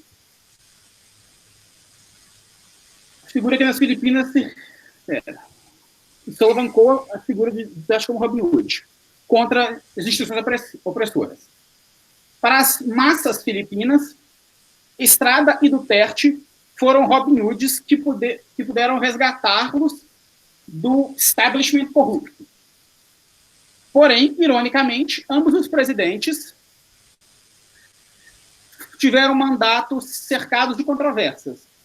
Diversas violações dos direitos humanos foram apontadas contra Duterte desde o começo de sua presidência. E Estrada foi impeachmentado em 2001, apontado como culpado de pilhagem. Ele foi perdoado em 2007 pela então presidente Glória Macapagal Arroyo e se candidatou novamente à presidência em 2010, citando a legalidade de uma reeleição e o fato de que ele não tinha terminado seu primeiro mandato. Sua segunda candidatura foi um fracasso, apesar de ele ter o segundo maior número de votos, e ele se candidatou em 2013 a prefeito de Manilha, e ele venceu. Falando sobre sua decisão de se candidatar como prefeito, como repórter, Estrada referenciou Tondo, que é um distrito em Manilha, como o antigo território de vários chefes criminais, do antigo chefe criminal Salonga, que ele atuou no papel no cinema. Na explicação, Estrada diz: meu primeiro papel de Robin Hood foi o de Robin Hood de Tondo. Então faria sentido ele estar aí voltando para Tondo, como Robin Hood de Tondo. Ok, Stefanie. Okay, so I am conscious of the time. So this is the last part. It's rather short. Okay, so much has been said and written about the utilization and weaponization of the Middle Ages to support far-right, conservative, white supremacist agendas. However, the case of the Philippines would seem to indicate that aspects of the medieval can be localized and used to support inexplicitly Filipino nationalism. The political ideologies in Duterte and Estrada's cases may be problematic, but nevertheless, Europe would appear to be divorced from this particular usage of medievalism. Even the American superiority that Robin Hood was meant to represent has been usurped by a Filipino patriotism and an image of native machismo. In the Philippines, Robin Hood may evoke images of Errol Flynn, but it also calls to mind Asyong Salonga, Nardong Putik, Joseph Erop Estrada, and Rodrigo Duterte.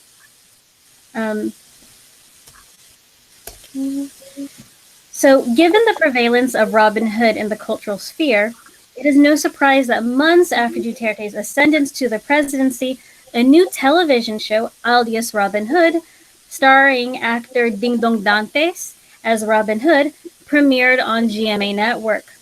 Robin Hood is many things. He is also Filipino. Okay, so that's it.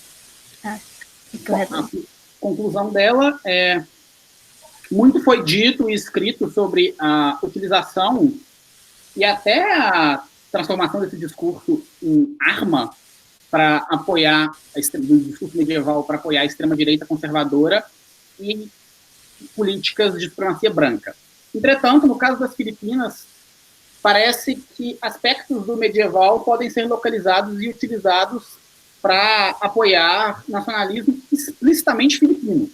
As ideologias políticas, nos casos de Duterte e Estrada, podem ser problemáticas, mas, de forma alguma, a Europa parece ser divorciada desses usos do medievalismo. Assim, a superioridade norte-americana, estadunidense, que o Robin Hood representava, foi usurpada pelo patriotismo filipino e uma imagem de um machismo nacional. Nas Filipinas, Robin Hood pode invocar lembranças de Errol Flynn, mas também traz à memória Asyong Salonga, Nardong Putik, Joseph Estrada e Rodrigo Duterte. Dada a prevalência de Robin Hood na esfera cultural, não é nenhuma surpresa que, após a ascensão de Duterte para a presidência, uma nova série de TV, alias Robin Hood, com o ator Ding Dong Dantes como Robin Hood, foi lançada no canal GMA. Robin Hood é muitas coisas. Ele é também filipino. And that's it. Okay, thank you, Luis. All right. So, thank you again, Stephanie. It was a fascinating paper again. Brilliantly done. We have many questions here in the chat, and we will also open it for debate right now. Please? Yes, I haven't questioned, but after, there are a lot of... Okay, I will read the questions in the chat, and if anyone else has a question, just leave it on the chat, like say I have a question, and I will either read your question or you turn on your mic and speak. Eu vou ler as perguntas do chat em ordem, e quem tiver alguma pergunta, fale aí no chat, ou coloque a pergunta que eu leio para você, ou fala que tem uma pergunta e abre o microfone quando chegar a sua vez e a câmera e pergunte você mesmo para a Stephanie. Bom, vamos lá. Okay, Stephanie, I think the first question is this one here from Lucas Neves. Stephanie, is Portugal a subject for the Filipino medievalists or even appear in their works? I ask it because I study early modern history and Portugal is my geographic frame. Portugal is mostly, to not say completely, ignore outside Spanish, Brazilian, and Portuguese historian community. When it comes to Italian or French historiography concerning the early modern period, Portugal only appears as part of the Hispanic monarchy in 1580 and 1640. And nothing else. Do the same happens in the Philippine academia? This question is more related to history, I think, because most people here are historians, but, well, just translating the question. O Lucas perguntou como é o papel de Portugal na historiografia e nas pesquisas nas Filipinas. Porque, de acordo com ele, Portugal é muito ignorado na história moderna e medieval, fora do recorte geográfico Brasil, Espanha, Portugal. Go ahead, Stefanie, up to you. Your microphone, Stefanie. Stefanie, your mic. Okay, I got it. Sorry about that. Oh. Okay, so you're asking, thanks for your question. So you're asking if Portugal is mentioned at all. Well, so a lot of the magical romances, and there are hundreds, and when I say magical romance, I'm referring to medieval narratives that have been adapted into various Philippine languages. So there are hundreds of these magical romances, and I have come across maybe a couple that are, I think, supposedly set in Portugal. But the interesting thing is, in these romances, when they talk about, when they talk about a foreign country, in the descriptions, they're essentially describing the Philippines, right? Yeah, and so in terms of whether or not Portugal is mentioned as simply a part of the Spanish Empire, I haven't seen anything like that. I have seen material where France is described as being under the Spanish Empire, for instance, but not Portugal. Not that I've come across so far, but then again, there are hundreds of these magical romances, so there's a lot to look through. Ela respondeu na perspectiva da literatura, que é o que ela trabalha, que ela até se lembra de um ou outro trechos de medievalismo, de literatura fantástica sobre medieval, que se passa em Portugal, ou que tem parte em Portugal, mas é uma coisa muito pontual e ela não saberia dizer mais a fundo, porque tem centenas de obras semelhantes. Okay, you have a comment here from Marcelo Lima, which is just a comment, so I'm just going to read it. Okay. You can answer it, but it's not a question. The success of this politician candidate is the complex result of many political, socio-economic, cultural factors and arrangements, linked to mass media, etc. But historical associations serve to alter, legitimize, and maintain certain forms of power. The imaginary is powerful, but there are connections with other sociological markers, including gender guidelines. I have the impression that they appeal to hypermasculinities well adapted to the political and patriarchal context. There are layers of contemporaneity that need to be identified and analyzed synchronously and diachronically. Oh, I believe. Bozo is not far from that.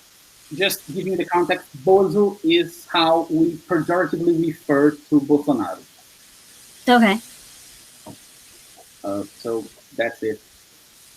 Okay. Yeah, I mean, so just to respond, I mean, I agree. This project has had me looking in so many directions. Honestly, it's quite overwhelming. There's a lot of material, say, that has just been written on banditry in relation to politics, in relation to the state. Yeah,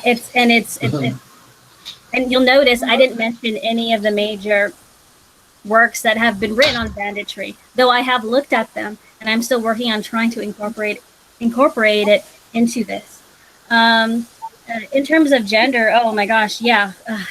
There was a section actually on how masculinity in the Philippines, how it has in part evolved in response to American colonization and American military tactics. And that I actually removed from the presentation, part because of time. But no, I definitely agree with you. Thank you so much for your comment. Ok, só resumindo aqui tanto o comentário quanto a resposta, o comentário é que o sucesso desses políticos é um resultado complexo de vários fatores socioeconômicos, políticos, ligados à mídia de massa, associações históricas, legitimação, hipermasculinidade, assuntos de gênero, etc. E que isso deve ser analisado de maneira sincrônica e diacrônica. que o Bolsonaro não estaria tão longe disso, e ela disse que concorda e que ela está tentando ler mais e incorporar trabalhos sobre banditismo social no seu trabalho, e que ela tinha uma sessão sobre gênero e intermasculinidade nessa apresentação, mas ela cortou por questões de tempo. So now we have a question for you from Suelen, which is, I'm going to read in Portuguese first because it's in Portuguese already. Olá, Stefanie, você diria que sua teoria é essa questão de que a colonização intelectual dos filipinos através da literatura com a figura do Robin Hood? E a partir daí, sua concentração no neomedievalismo político? Teria algo sobre isso por escrito? Tenho muito interesse. Okay, so the question is... Okay. Hi, Stefanie. Would you say that your theory, your point, is the idea that the intellectual colonization of Philippines throughout literature with the figure of Robin Hood? Would you say this is your point or one of your points, the intellectual colonization of Philippines through literature? And from there, would you concentrate this?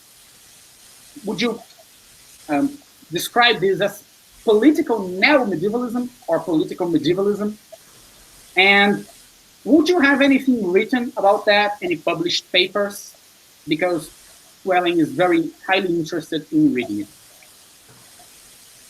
Okay, thank you so much for your questions. Okay, so it sounds like there were three in there. So the first one, I'm sorry, remind me of the first one again, Luis? I'm losing my train of thought. You would say that one of your points, or your main point, is that the Philippines were intellectually colonized throughout literature with the figure of Robin Hood. Yeah, so it was intellectually colonized. I mean, certainly when the magical romances were first circulating, it was done explicitly, you know, for purposes of converting the natives, because a lot of these medieval romances, the Filipino versions, very heavily emphasize the Christian aspects of the story, much more so than their Spanish correspondence even.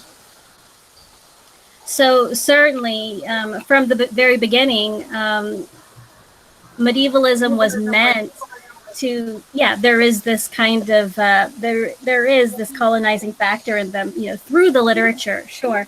The intellectual colonization, at this point, I think I would say that that's a point I'm making. Obviously, you can tell I'm still figuring these things out, but I think at this point I would say that. And the second question, well, I remember the third question. Well, what I will say of the third question, so this I am working on an article. It's, you know, still very much in progress. I don't have anything published yet in relation to this particular topic of Robin Hood in the Philippines. Gosh, I lost what I was going to say. What was the second question? The second question is if you would describe that as political medievalism or political neo-medievalism. Political medievalism or what? Political neo-medievalism. Oh, I see.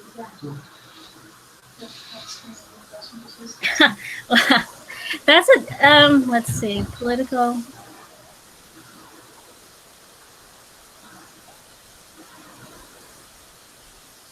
I honestly don't know. I would honestly have to think about it some more.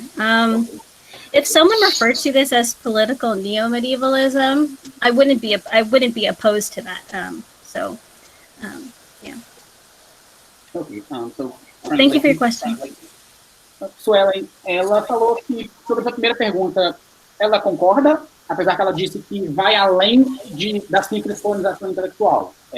A colonização intelectual está lá, presente, com certeza, mas o fenômeno vai além. Tem ali também uma reapropriação e uma transformação do discurso. E ela disse que ela não sabe se ela classificaria isso como medievalismo político ou neomedievalismo político, ela não tem certeza, mas se alguém virasse para ela e falasse que é neomedievalismo político, ela não discordaria também. E, por fim, ela falou que não tem nada publicado ainda sobre isso, mas está trabalhando em um artigo que deve sair em breve. Okay. Stefanie, you said you have nothing published about this. Well, we can always try to publish our session from ISSM this year if everything works out. In fact, Yeah. I have a proposal for that, but we can talk about that later. Okay, yeah. But I have a proposal of a home for publishing it. Okay, so now I think we have Plínio and João, but I'm going to exercise my right as the dictator moderator to insert a question before their questions, because this is not a democracy, I believe. Okay, so my question is actually about, during your entire paper, I kept thinking about how Robin Hood is presented in the Philippines and how you say, oh, they conciliate the extreme violence with an extremely romanticized idea of social banditry. So at the same time, this Robin Hood is extremely friendly and charming and extremely cruel. And this brings me back to to my research and what I would call, like, it's not my original idea, it's how I phrase it. The ambivalence of medievalism, especially this type of medievalism, and how medievalism always connects things that doesn't look like they could be connected at all, but it makes sense because it is medieval. Yeah. So how medievalism encompasses the idea of the Dark Ages and at the same time the idea of the Golden Ages, and how everyone wants to be a medieval knight, but at the same time everyone thinks the Dark Ages were terrible, and things like that. So if you think this ambivalent relation plays an important role in this medievalism fiction in the Philippines, and if during the political process, like the current political process, how this, if you are perceiving this ambivalence to be escalating, let's say. What do I mean? Well, political medievalism is in a high turn over many places in the world. I'm not sure how it translates to the Philippines at all, but we have seen like medieval protests in Brazil and the US, and well, basically the former colonies are now having medieval ghosts. So my question is, if this is happening in the Philippines, and how you perceive this duality and ambivalence there. Okay, so there's a lot to unpack there. In terms of ambivalence, something that I did not mention that I would like to incorporate into this project eventually. So at the same time that Duterte is, he's a Robin Hood figure. He has also several times referred to the Philippines as feudal, and in a negative, in a negative sense. And he has done this actually multiple times. And he has also referred to Manila, right? Because I had mentioned that he grew up in Davao, which is in in Mindanao. He has referred to Manila as Imperial Manila. And the rest of the Philippines is feudal. So there's definitely this ambivalence going on. How it's working out today,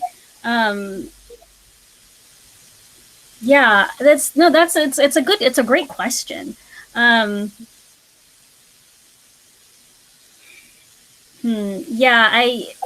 mean, I think it's telling that he isn't referred to Robin Hood as much in the media anymore.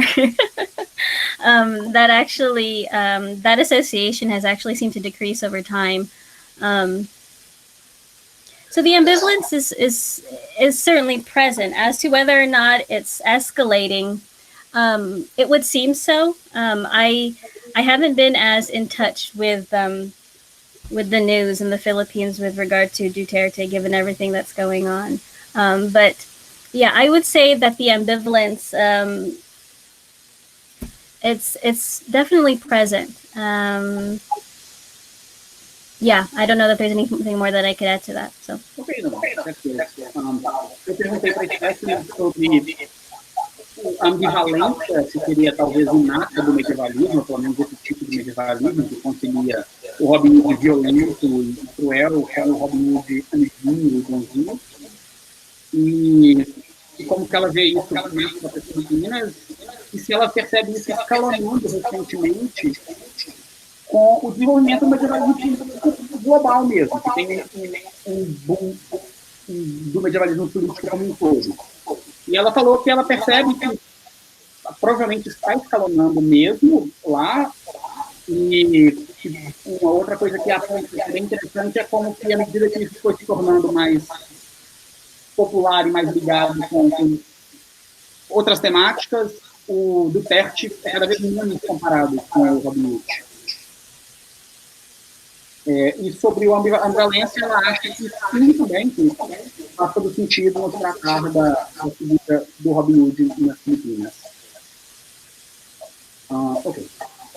Stefanie, I think your mic is giving us feedback. I'm hearing an echo.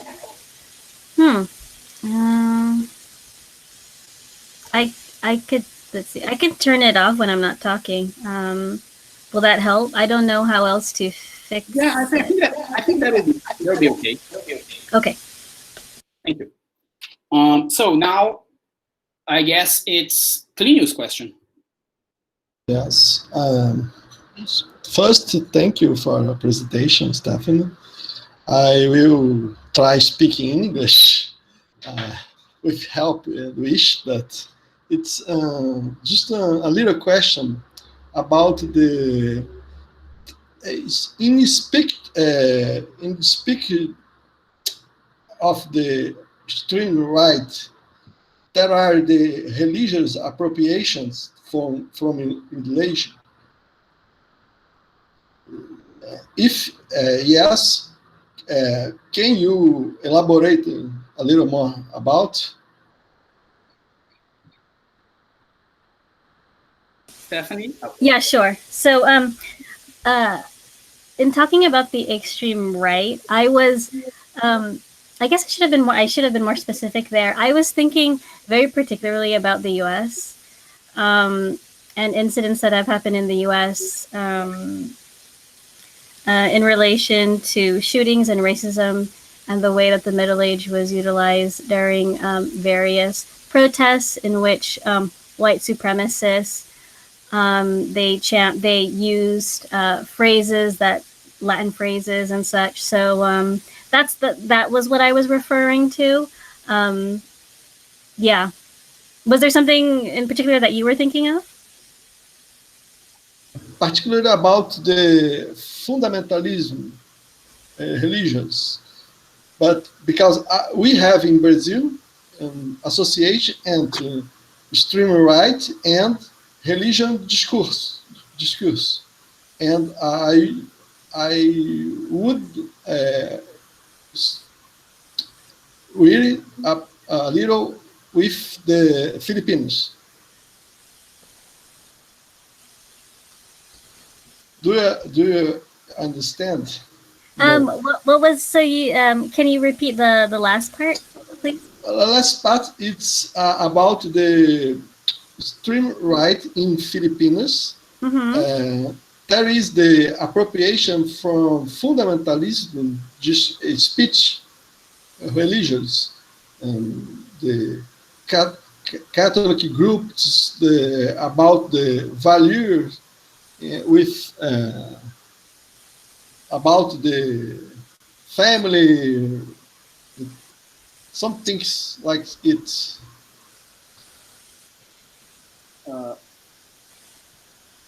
Wish, can you help me? Oh, I can. Clínio, talvez já fale sua pergunta em português também. Então, porque na verdade o que eu quero saber, ela falou dos Estados Unidos, mas eu queria saber nas Filipinas se tem esse discurso religioso, moral em relação à política, porque ela falou do Robin Hood como uma apropriação e uma coisa muito presente no cinema, mas mais pensando numa comparação conosco, Porque, por exemplo, aqui a gente tem, não necessariamente o Bolsonaro falando da Idade Média, ele não faz isso. O que ele fala são valores muito ligados a essa ideia de um cristianismo mais amplo, e aí eu estou pensando numa perspectiva comparativa, se isso acontece nas Filipinas, porque eu não consigo elaborar isso em inglês. Okay. Okay, so Stefanie, I will try to summarize Clinia's question. It's a rather complicated question, a good question. Okay. Okay, so what he's trying to ask is, if there is in the Philippines something akin to what happens in the US and in Brazil, where some far-right associated fundamentalist groups, associated with religion specifically, like Christian groups, usually Catholics, but also Protestants, who use medievalism and a quote-unquote medieval discourse to emphasize and preach some Puritan values and some ideas of conservative values, tradition, family, property, this type of thing. If there is this political use of medievalism in the Philippines. A quick example, I think, it could be just, as you mentioned, Charlottesville. In the US, there was a case in the University of Notre Dame, in which, if I'm not wrong, a student had an abortion or something like it, and there were protests in front of the university with people dressed as clergymen. They were using the cross of the Order of Santiago and holding standards of Holy Mary. So it was a medieval protest against abortion. So that kind of thing. Okay, so this question for me is difficult. I mean, it's a great question. Thank you. I mean, and I know that I need to think more about the way that the very complex web of Filipino politics, how it plays into this, because it is incredible. There are tons of parties that come and go all the time in the Philippines. But what makes this for me challenging to answer is the fact that the Catholic Church is so intimately interwoven into just societal norms. There is no, like in the US, there's separation from church and state. That isn't the case in the Philippines. Everything is really kind of wrapped up together. The way it comes out in practice, everything is very much wrapped up together. So these kind of more conservative, kind of right-leaning values, for instance, they're kind of, I wouldn't even say that it's far right. It's kind of like, this is kind of almost everyday norms. Gosh, I'm not explaining this the best, but yeah, Louise, help me. Would you say that the Philippine society is a conservative society then? Perhaps? Yes, absolutely, So absolutely. conservatism goes beyond the far right. Would you Sorry, say that again? So conservatism in the Philippines goes beyond the alt-right, perhaps. I mean, that's the case in Brazil in some aspects. Like we have progressive, in the US, I think everywhere that's the case, in some sectors. Like we have progressive conservatives, and that's just crazy, but it happens. Okay, so Stefanie, a resposta da Stefanie foi que sim, ela acha que vai haver alguma correlação ali, mas ela não é o foco dela. Ela, inclusive, reconhece que ela deveria se debruçar mais sobre a intrínseca rede de complexidade da política filipina, e que vários partidos vêm e vão ao longo dos anos, e tudo mais, e que a religião católica, a Igreja Católica, tem um papel muito importante lá. Inclusive, ela aponta que a separação entre Igreja e Estado lá não é uma coisa muito real, é uma coisa muito, perdão a expressão, para inglês ver. E com isso, a sociedade filipina em si é muito conservadora. Então, muitas vezes, esses valores conservadores também não são exclusivos da extrema-direita, esses valores fundamentalistas. Foi o que ela respondeu, Plínio. Yes. Thank you, Stefan. Thank you for your question. Yeah, I definitely have to think about it more. Okay. I think now João has a question. Actually, two questions. João? Thank you. And I'm seeing the message down below. Sorry, I'm not responding to all of them, but thank you for everyone who's, post what you've been posting down below.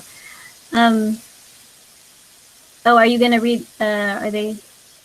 I'm not sure if João is going to speak or not. Yes. Oh, he just sent the question, so I'm going to read it. Okay. So the first question is, what is the biggest religion in the Philippines? Okay, so Catholicism is the biggest biggest religion in the Philippines. The Philippines is actually the only predominantly Christian country in Southeast Asia. Catholicism by far is the most predominant religion. And then of course there's Islam in the southern part of the Philippines. There is a rival Christian church in the Philippines that has gained a lot of followers in the past 100 or so years. It's called Iglesia ni Cristo, the Church of Christ, and it is essentially a Christian church that, again, this is all my opinion, that is modeled in ways after the Catholic Church, but Catholicism is definitely dominant. Oh, and his second question, I'm going to read it in English and then in Portuguese, and then you feel free to answer. Besides Robin Hood, I would like to know a little more about other symbols that the nationalist movements are using in the Philippines nowadays. Those kind of symbols that are not that much national. And I don't know if I understood you correctly, but all this influence of medievalism in the Philippines was driven by the contact and cultural domination of the USA. Much more than Spanish colonization, it seems that the USA had more influence and a much greater importance. Bom, a pergunta do João é que ele gostaria de saber, além do Robin Hood, quais outros símbolos são evocados pelos movimentos nacionalistas nas Filipinas hoje em dia, símbolos que não são tão nacionais assim, e ele pergunta se ele entendeu corretamente que os Estados Unidos tiveram uma influência maior no medievalismo nas Filipinas do que a colonização espanhola. Okay. So in the Philippines, so you're asking about nationalist symbols besides, say, Robin Hood. I can. So since I focus on literature, I can speak best to the case of literature. But I mentioned earlier the national epic of the Philippines. It's called Florante at Laura. And Florante at Laura,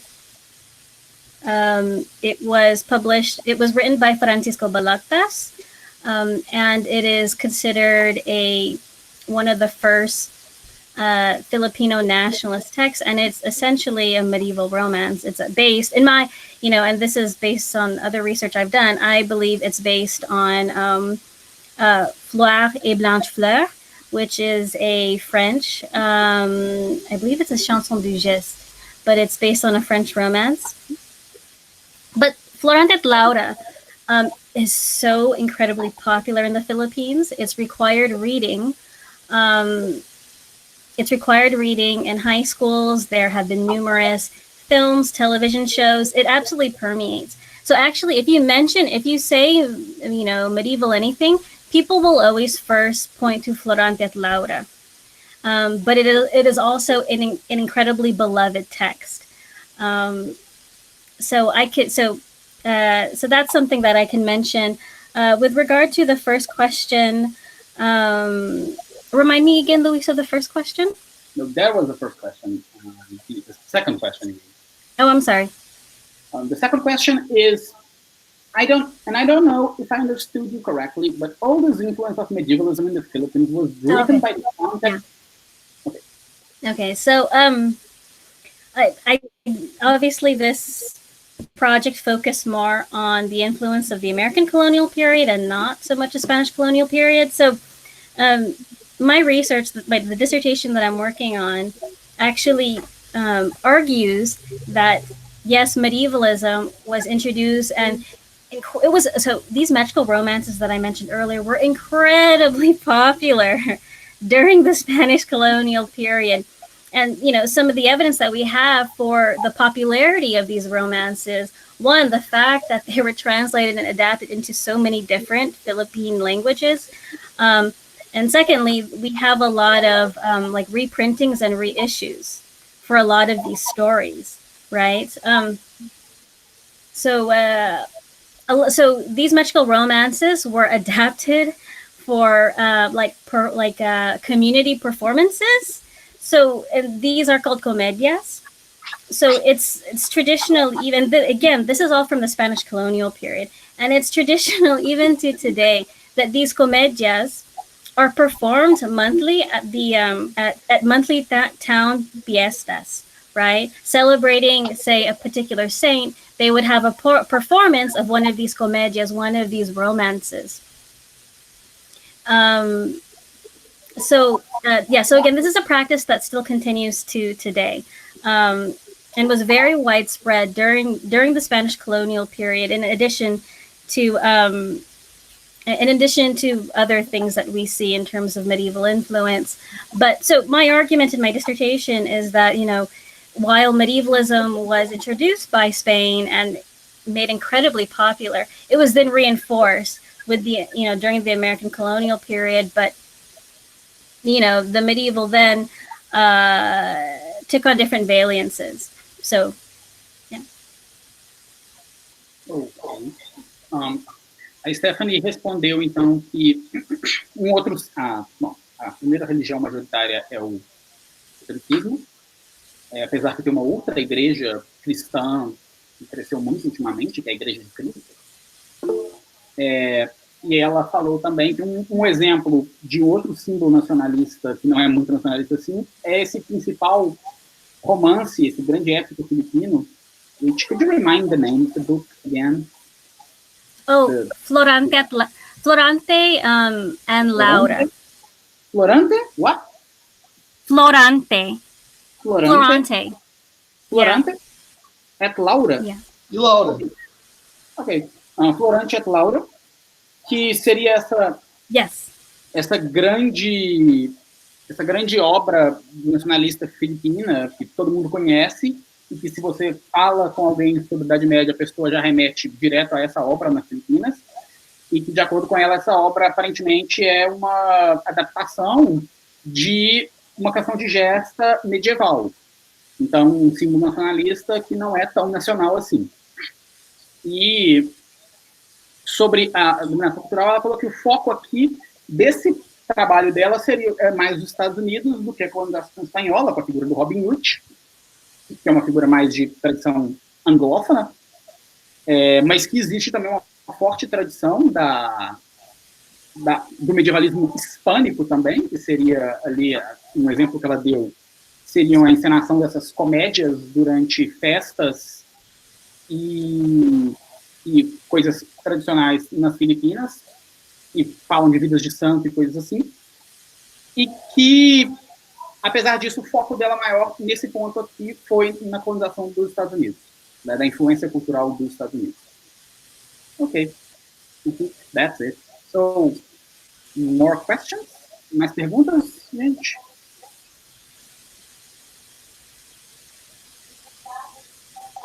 If no one has any questions, I have one other question for you, although this is more of a broad question. Okay. I also want to kind of speak to the question that you asked me last time during Luis's talk. So do you want me to add that or answer that first, or is it some participation of Protestants? Sorry, I noticed another question. Do you want me to? I can go ahead and answer the question from last week first, you said? Yeah. Okay. So last week, you guys were talking about Pacific medievalism, and you basically asked me if I had anything to say about Pacific medievalism, and I didn't give a very good answer. But I mean, because, the thing is, I mean, there really isn't a lot to say about Pacific medievalism because there hasn't really been any work into Pacific medievalism. But what I will say, the interesting thing about the notion of a Pacific medievalism is how, it interacts with a really, really big question in Southeast Asian studies. So, kind of an elusive question, and for some people a useless question in Southeast Asian studies is, what links Southeast Asia together, besides a regional convenience, right? How does one describe a Southeast Asian characteristic? Does it exist? Because the reality is, as a region, Southeast Asia is incredibly disparate historically, in terms of religion, in terms of cultures, language. However, one of the ties that Southeast Asia certainly does possess is the fact that most of Southeast Asia was colonized all around the same time. And so this notion of Pacific medievalism, potentially the idea of it providing a kind of linkage is interesting, potentially problematic. I don't know.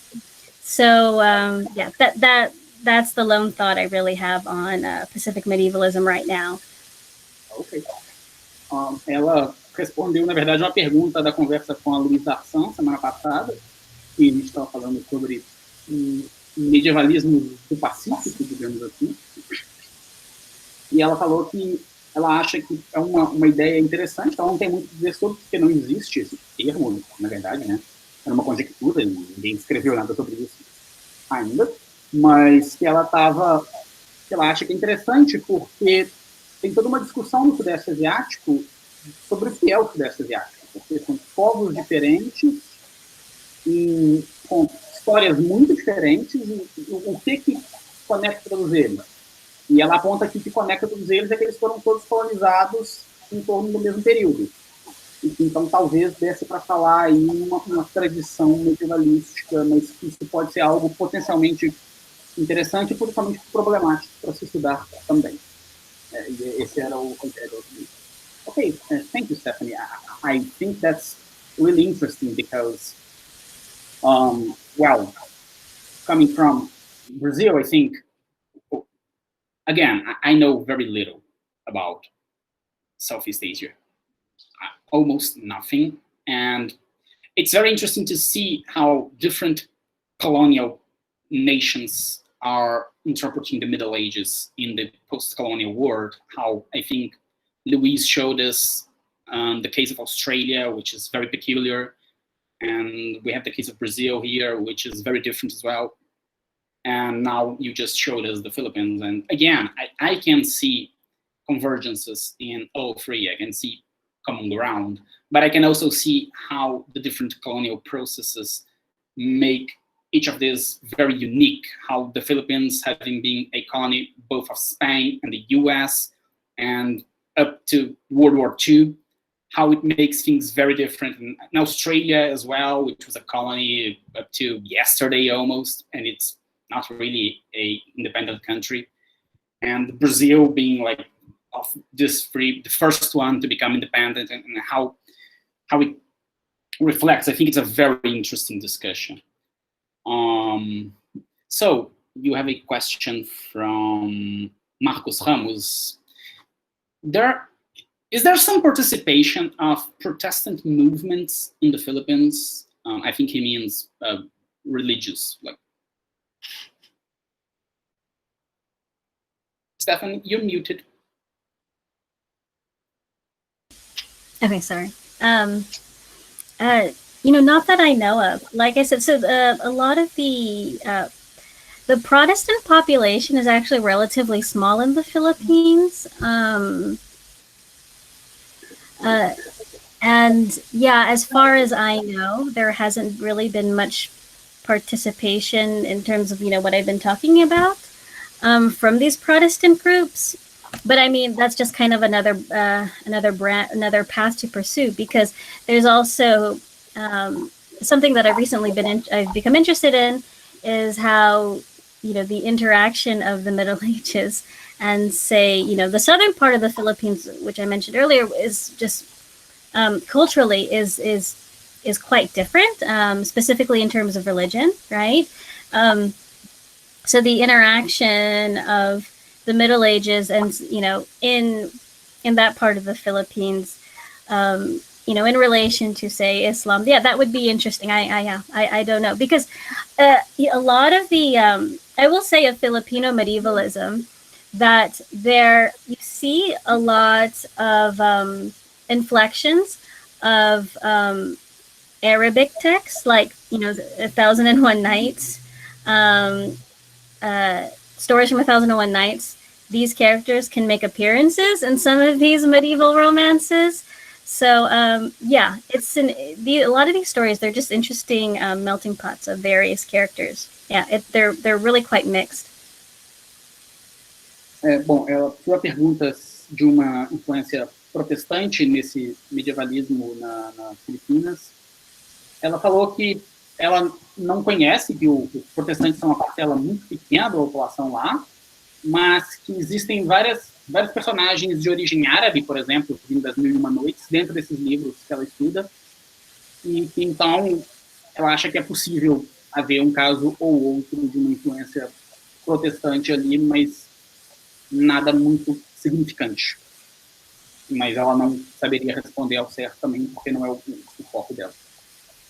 Okay, so I have a question for you about the Philippines and the Middle Ages, because, and I think that will go a bit beyond the paper, but that's fine. Yeah. Here in Brazil, we have an idea which is very general. It's a very general idea, which is, well, Brazil does not have a medieval past. There's no such thing as medieval Brazil. You only talk about Brazil when you want to say that Brazil is, well, retrograde. Brazil is becoming a Dark Ages country. Okay, but Brazilian history does not have medieval Brazil. We have colonial Brazil. We have First Republic. We have Imperial Brazil, First Republic Brazil, Second Republic Brazil. There's a coup d'etat in the middle, and then there's another coup d'etat, and we have military. Well, you get my point. There is no medieval Brazil. However, some people do argue that we have, as Brazilians, have a medieval past. Some people, this is not a majority position, and historians tend to disagree with that, although some would argue in favor of that we have a medieval past, and this medieval past would be, well, Portugal, basically. Portugal is the medieval past of Brazil, some people would say. And there were some movements during the Romanticism in the 19th century who tried to associate the Brazilian Indians with medievalism as well, making them some sort of medieval knight. So my question is, how does that translate in the Philippines? What is the general perspective from Filipinos, of the general population, and maybe the historians and history teachers? Is there such a thing as medieval Philippines? My mic is still on. Yeah, that's a great question. I have seen the word medieval used to refer to, the pre-Spanish era, a few times. I don't know that it's something, I don't think that it's a widespread usage. With regard to, the Middle Ages in the Philippines and this absence of a past, I mean, that's definitely an anxiety, in the Philippines, you know, and I was talking about Filipino identity earlier, and, you know, part of that anxiety is, do we have a past? We don't know what that past is like, because, you know, we've been under the thumb of various powers for so long. But the interesting thing is, and this is actually kind of part of it is part of my argument in my dissertation. So in the Philippines, prior to the arrival of the Spaniards, so oral tradition was quite widespread, quite popular. We have actually preserved quite a few epics, you know, bits of folklore, and in reading these epics, you know, and these older narratives that stretch back centuries, you know, like I said, they were so popular, they were so important to, you know, these tribal communities, that, in my view, after Spain arrived and these new medieval romances were introduced, those romances actually took the place of what had been the role of the epics in the community. And that was why they were so popular, right? They were performed, you know, these epics were performed at, you know, important events like births, weddings, deaths, you know, religious ceremonies, and now the medieval romances had taken that place. And so it was interesting, because I was beginning to think, wow, it's almost like, you know, this, you know, what they think of as, you know, a medieval history, it kind of became, you know, a Philippine history as well, or kind of thought to be like this fantastic, you know, these fantastical stories of these knights. You know, wow, they sound a lot like these warriors that we had, who did a lot of fantastical things themselves, who were also pursuing damsels, right? It's the same kind of story. And I remember recently coming across a Filipino author who had talked about, you know, was talking a little bit about the Middle Ages, and they referenced it as though that was the past of the Philippines, which was interesting. I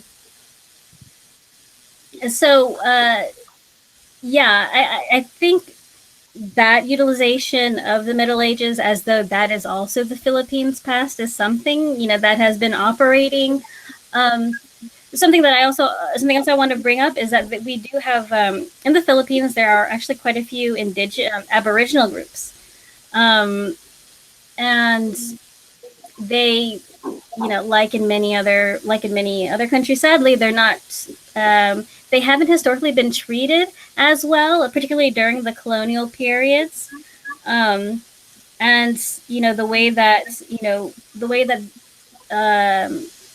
their popular portrayals, say on television, right? We do have actors who are ethnically, you know, they're Aboriginal, but then they play like the comedic, the silly, you know, the kind of like dumb character in these shows. The notion of them being kind of backwards is certainly a narrative that, you know, that does exist. You know, and, you know, arguably, I don't know if anyone has referred to them as medieval, but I would not be surprised if that has been the case. Okay.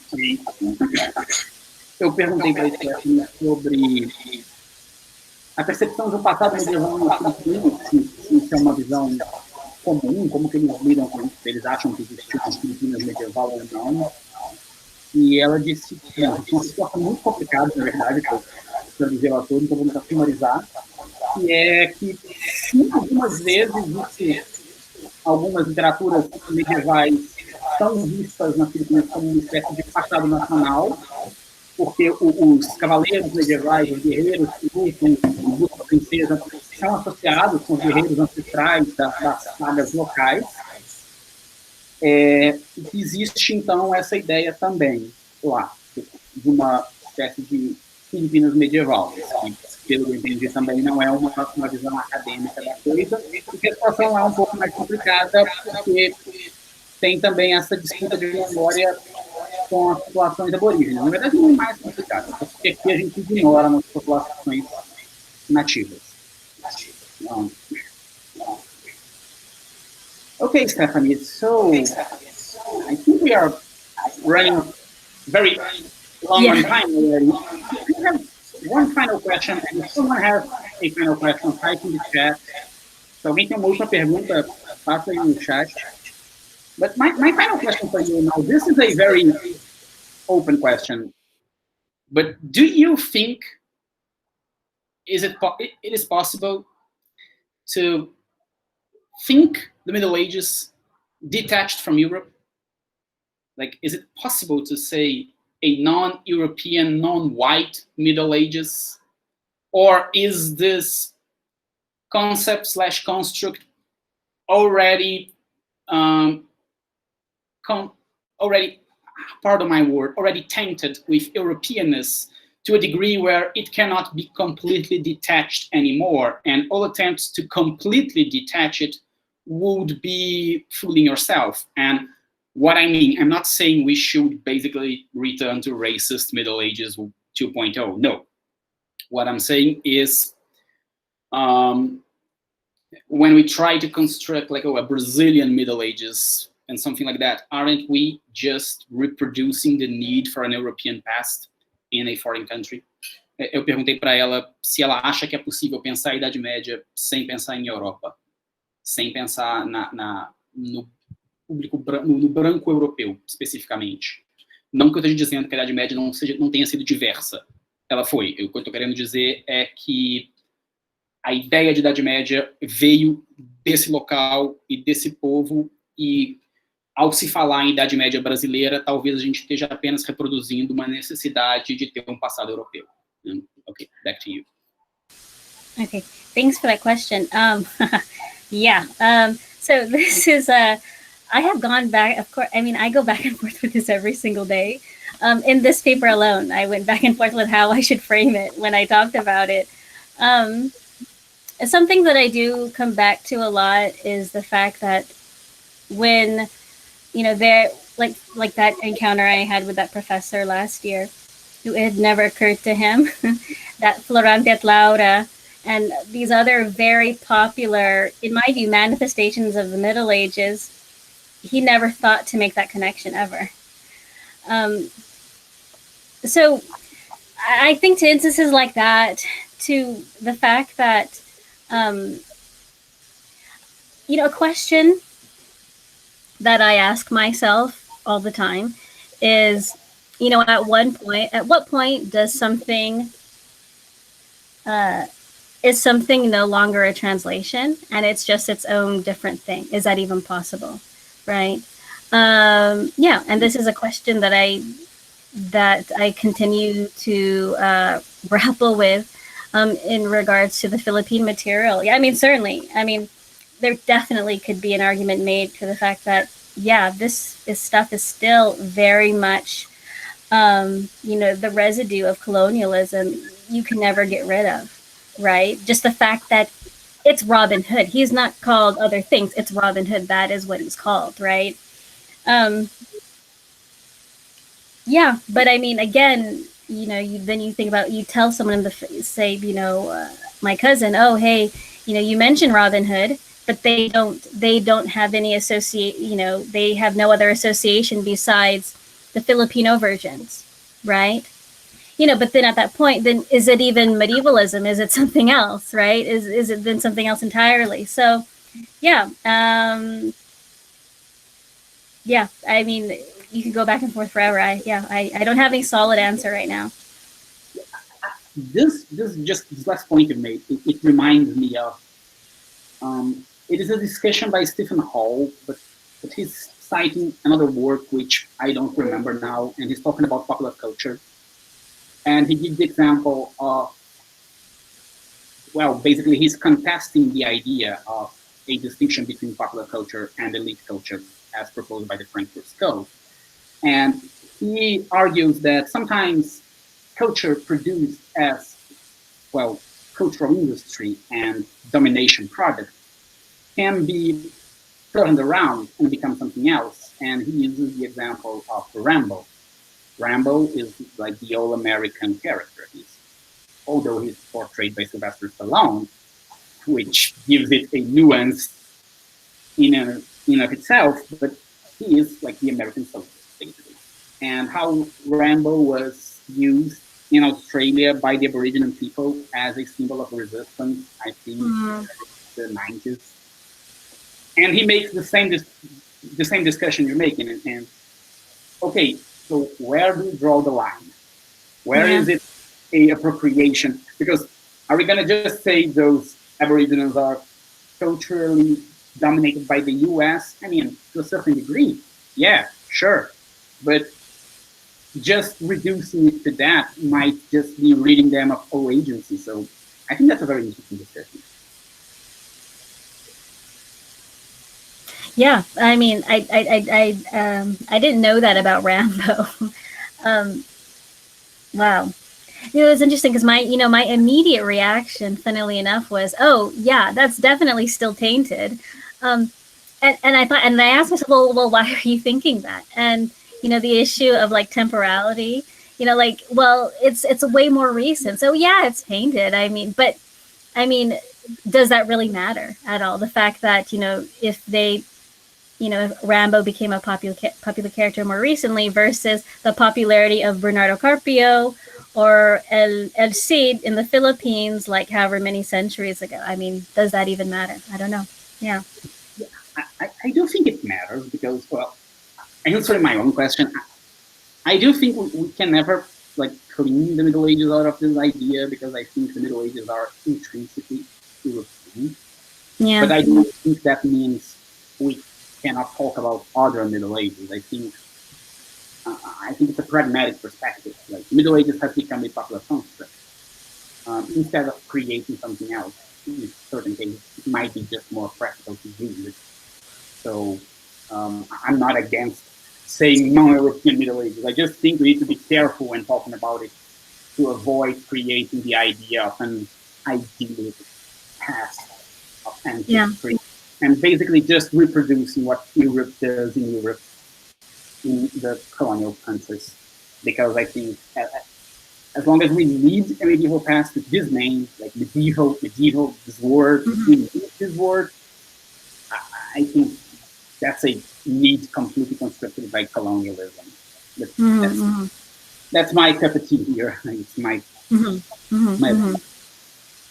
Ok, tentando traduzir essa última coisa, eu perguntei para ela se é possível pensar a Idade Média sem ser uma visão europeia, e ela falou que, primeiro, a resposta mais tentadora para ela no começo era que não, que realmente a Idade Média vai estar sempre marcada pela essa mancha do colonialismo que nunca vai ser apagada.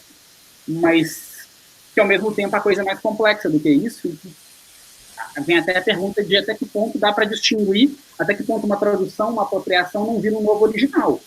E aí ela cita o exemplo do próprio Robin Hood, que beleza, ele é o Robin Hood. Ele não tem um outro nome, um nome filipino, um nome brasileiro. Ele chama Robin Hood.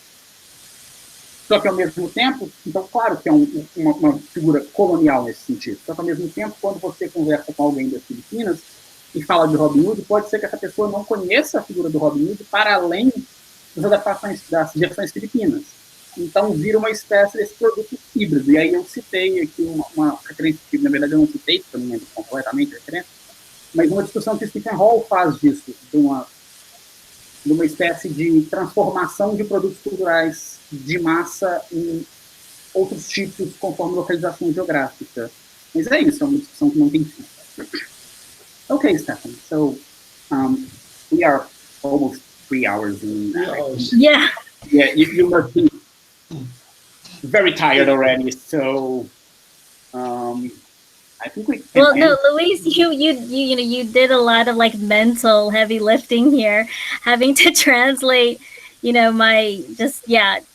English to the Portuguese. So thank you so much for that, and I really appreciate it. So yeah. Well, thank you for your amazing. Thank you to everyone. Yeah. And thank you, Stephanie. Thank you, Luis. It's great. It's record of time. Yeah. But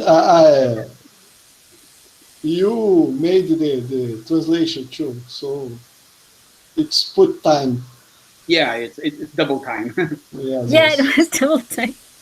I would like to read you a comment from chat because I think it's a nice compliment. It's a comment from Suelen here, and she said that her mother is with her today, and well, her mother is shocked by what she heard here in this interview, and I assume this is positively shocking. And that her mother has no academic formation, and in fact, her mother has no scholarity. And so Suelen is just congratulating you for your amazing work, and it's a topic that is graspable by people who are not from academia as well, it seems. And well, at least I think that's a great compliment. Thank you. I mean, I appreciate that. Yeah, thank you for everyone for your attendance and all the comments. So thank you. Right, thank you. Thank you. Next week? Next week, Yeah, next week, although not at 2 p.m., it's going to be at 6 p.m. yes. We have a talk with Ken Monsheim about, let me get the title.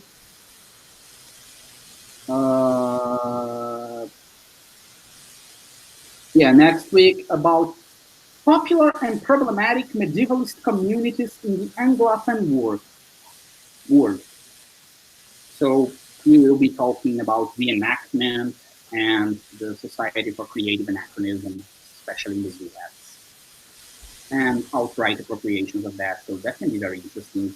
And Stefanie, as always, you are invited to join us if you can. I think it's very interesting to have this international debate. Mm-hmm. Thank you. Thank you. Okay, thank you so much. Luis, I'll have to send you something that showcases to you how different the Middle Age, how differently it's perceived in the Philippines. It really looks nothing like, yeah. So I'll have to send you something. Yeah, so let's continue talking about that. Yeah. We have a panel in 2 months, I believe, and yeah. let's explore these differences. Okay.